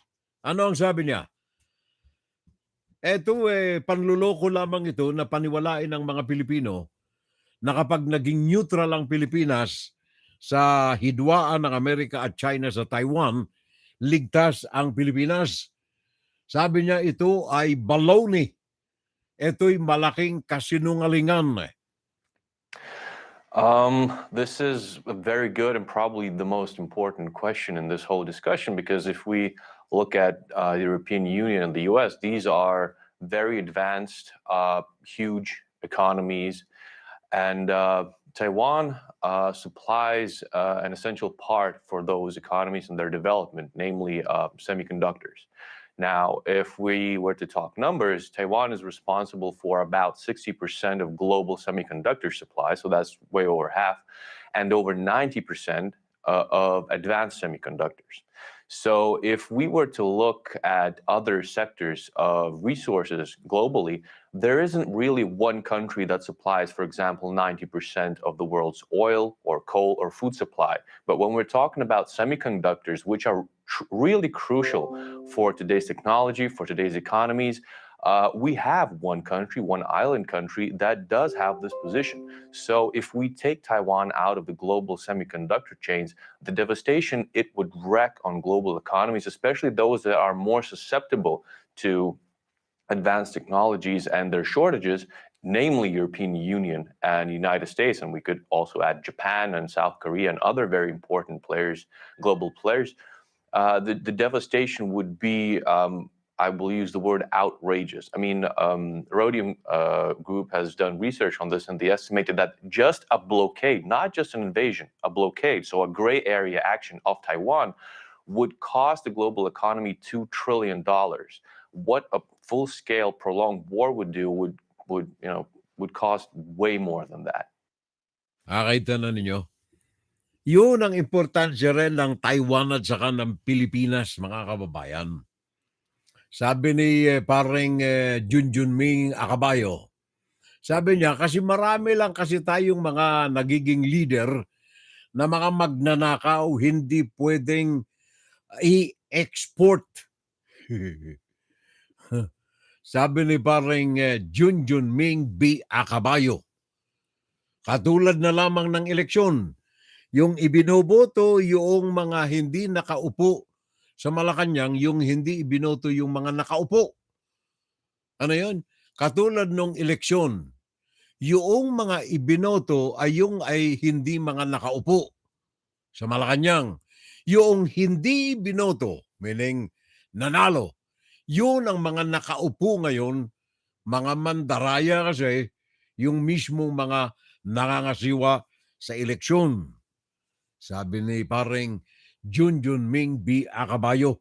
Tingnan na lamang ninyo pare ko yan. Ito'y halimbawa lamang ito. Pumasok lamang ito sa aking ulo. Yung education natin dyan. Yung mga bata ngayon, maraming mga hinihimatay, maraming mga ayaw papasukin ng mga nanay, tatay, yung mga anak nila sa eskwelahan, sabagat grabing init, napakainit, hinihimatay. Ang iba ay nagkakaroon ng heat stroke, etc., etc. sa init. Bakit? kung sino ba naman si Raulo kasi binago yung schedule ng school year eh. Noong araw, nung matitino pa yung mga politiko natin riyan sa bansa, yan ay Second World War na schedule ng eskwela. Bakit ginawa yan nung araw na graduation ay April o kaya March, July ang simula ng klase? Bakit? Precisely because yun ang panahon ng tag-init. Abril, Marso, Abril, tag-init. Kaya nung araw, kahit na mga matatanda, yung mga namumuno dyan sa bansa, may utak silang ginagamit. Pumasok itong mga congressmen. Pumasok yung mga sekretaryo ng edukasyon. Pumasok yung mga senador na nanalo sapagkat mga aktor, nanalo sapagkat nabibilang sa political family dynasties, nanalo sapagkat may mga cronies na mga negosyanteng mga may pera. Walang alam sa tunay na diwa at kasaysayan ng bansa. Binago yung schedule of classes ng mga Pilipino. Pinareho dito sa Amerika. Kaya ano nangyari? Napakainit, Marso, Abril, nasa eskwelahan yung mga bata na dapat bakasyon na. One of the reasons why the original schedule of school year ends in March and begins in June. Yun ang dahilan. Weather lang. Ngayon, binago. Sabi ni Makapagal, sabi ng mga congressmen, baguhin natin para naman may pangalan tayong nakakintal sa Department of Education. Sundin natin ang Amerika. Dito iba ang weather condition. Meron tayong 4 na season dito eh. Winter, summer, fall, and spring. Diyan summer lamang diyan. Walang winter. Di ba? Kaya nagkalintikli. Eto na naman, nabanggit ko si Makapagal. Marami mga nagrereklamo dito sa K-12. Kindergarten and then 12 years sa high school, elementary kasama ng high school. 6 years sa elementary, 6 years sa high school. Okay? So, ang ginawa nila 12 years, kaya K-12. Sabi ni Makapagal, teka muna, marami mga nagreklamo. At saka para naman mapansin ako na nandito pa ako sa Kongreso. Meron akong panukala. Gawin na lang natin K-10 plus 2. Tarantad. K-10 plus 2, 10 plus 2, edi 12 pa rin. Sabi ni Makapagal, teka muna, para naman maiba, yung elementary at saka high school, gawin na lang natin hanggang 11. Hanggang 11. 6 and then 5 years sa high school. Ngayon, yung isa, yung pan-12, gawin na lang natin preparatory to college year. Pantaka mo yan. Preparatory to college. Ang tatanga. Pakinggan natin, Marian Enriquez ng Television Channel 5. Pakinggan natin kung paano pinaliwanag ito ni Gloria Macapagal Arroyo.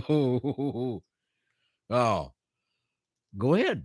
Naiya ka tuloy. Hindi. Marian, go ahead. Kung si Pampanga 2nd District Representative at House Senior Deputy Speaker Gloria Arroyo ang tatanungin, bigo ang K-12 program at dapat na itong palitan. Aniya, sa simulat sa pulay, dinisenyo ang K-12 para ihanda sa pagsabak sa trabaho o pagtatayo ng negosyo ang mga senior high school graduate na wala nang balak magkolehiyo.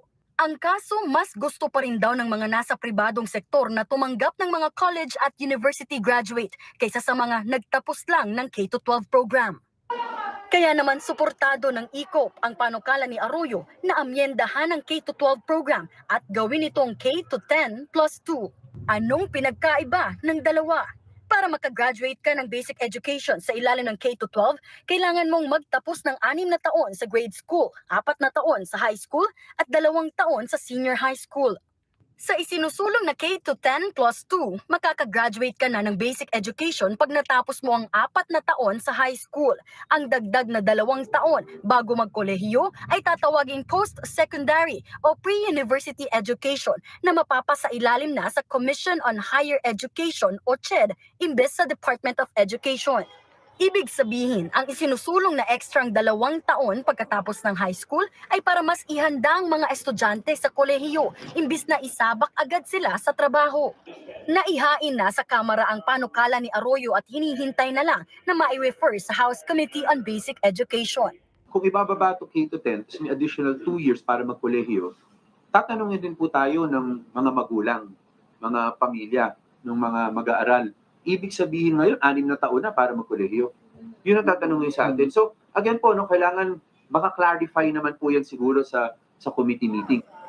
Pangamba naman ng mga magulang, mas mabigat sa bulsa ang dagdag na 2 taon sa kolehiyo kaysa sa high school.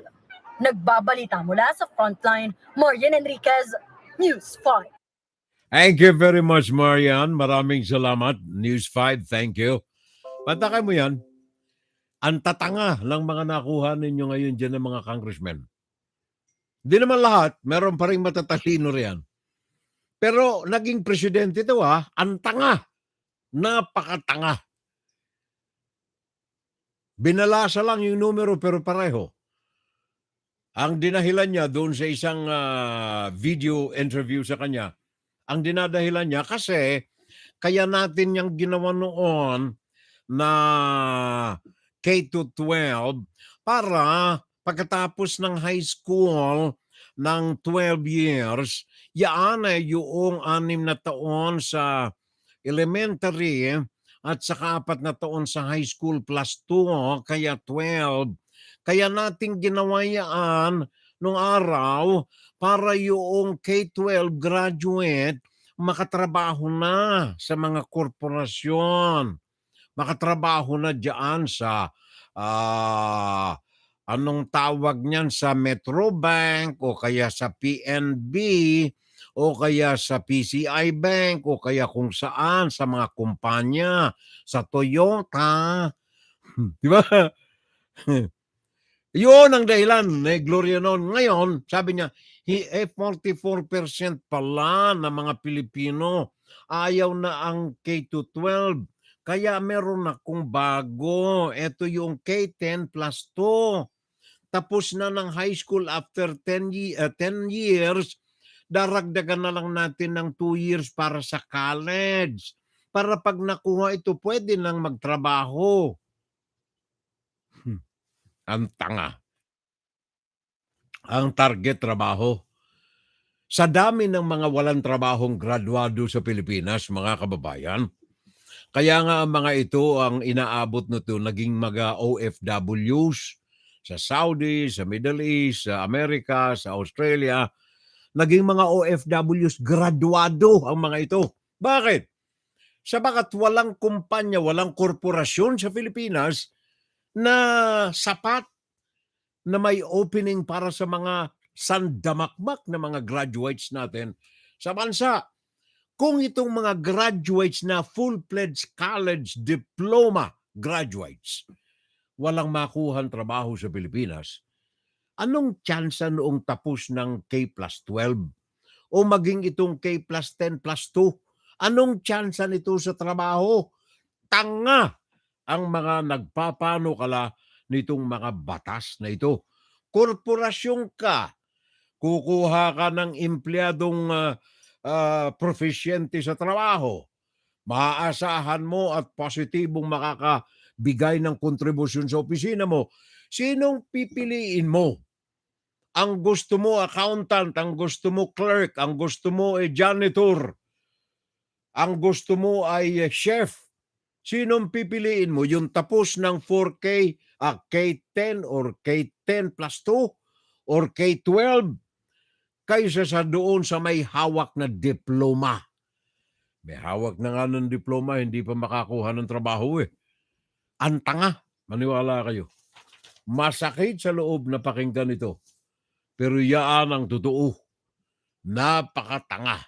Masakit na masakit sa kalooban natin na makarinig tayo na may mga hinalal tayo na mga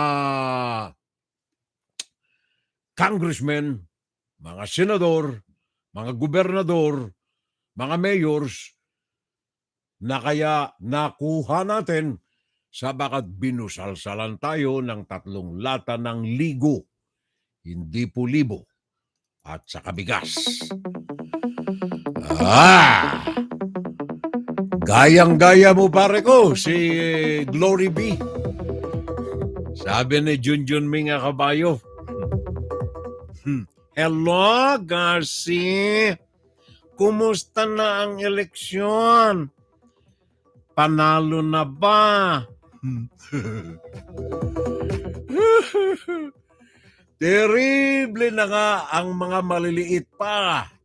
Ang daming mga semantics.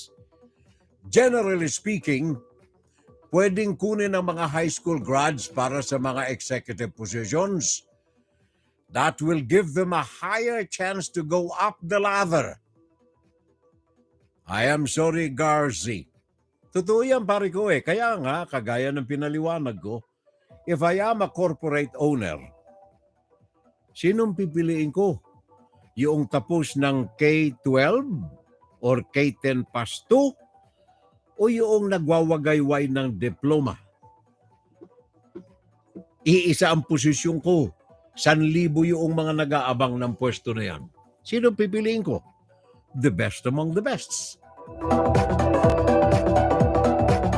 Kaya to the man, the myth, and the legend. Pinagaganda ko pare ko ya. Kasi ako ang tinutukoy mo eh. Thank you.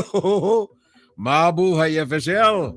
Sabi ng pare ko itong tunay, can I hug you my friend?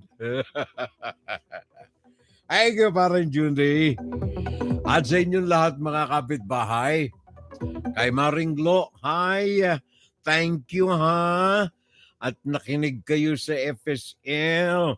Kaya lamang nasagasaan na naman ako.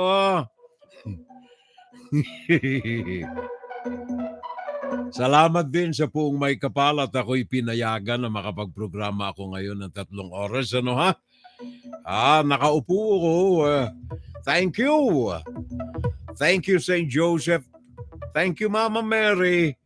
Pinakinggan ng aking panalangin, paupuin ako rito ng tuloy-tuloy. Sabi ko, can you please intercede na makaupo ako rito? Thank you, St. Anthony.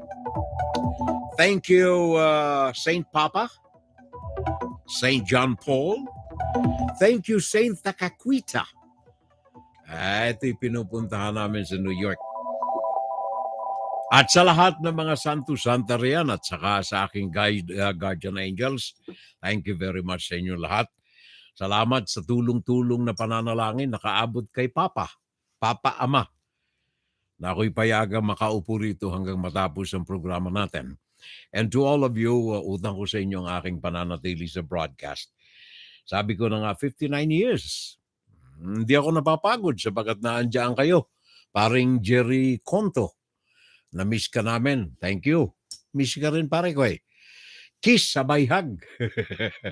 Sabi ni parang June Di Valencia. Siyempre, masteral, doctoral lang kailangan natin. Sabi ni parang Judy. Sa inyo po lahat riyan kayong pamilya ko sa FSL. Thank you very much sa lahat ng mga bumati sa akin at nagukol ng mga panalangin. Salamat po sa inyo lahat. Nasa puso ko yan. Don't you worry. Bukas Sunday, magsimba tayo. Magandang umaga sa inyo lahat. Magandang tanghali, magandang hapon, magandang gabi. Good morning, good noon, good afternoon, and good evening. Diyos mabalos, maray na aga, maray na udto, maray na hapon, maray na banggi. Mahal ko kayong lahat. And I love my family. I love every one of my family. Higit sa lahat, syempre, ang pinagmula ng lahat, ang aking may bahay. Kaya isisigaw ko uli. I love you, Neng! Namaos tuloy yung asawa ko eh. Kaantay, ang tagal daw kasi. I love you, Neng. Wala na.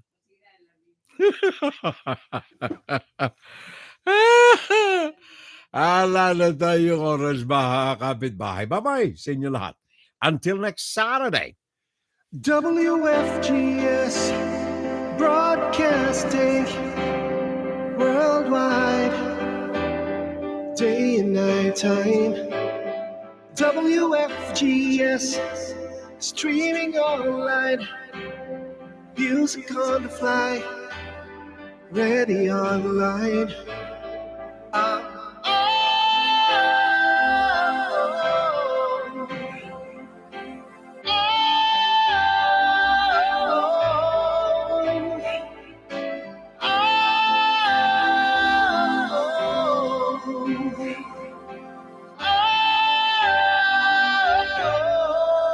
Listen to the top songs of great performers now streaming on W.FGS.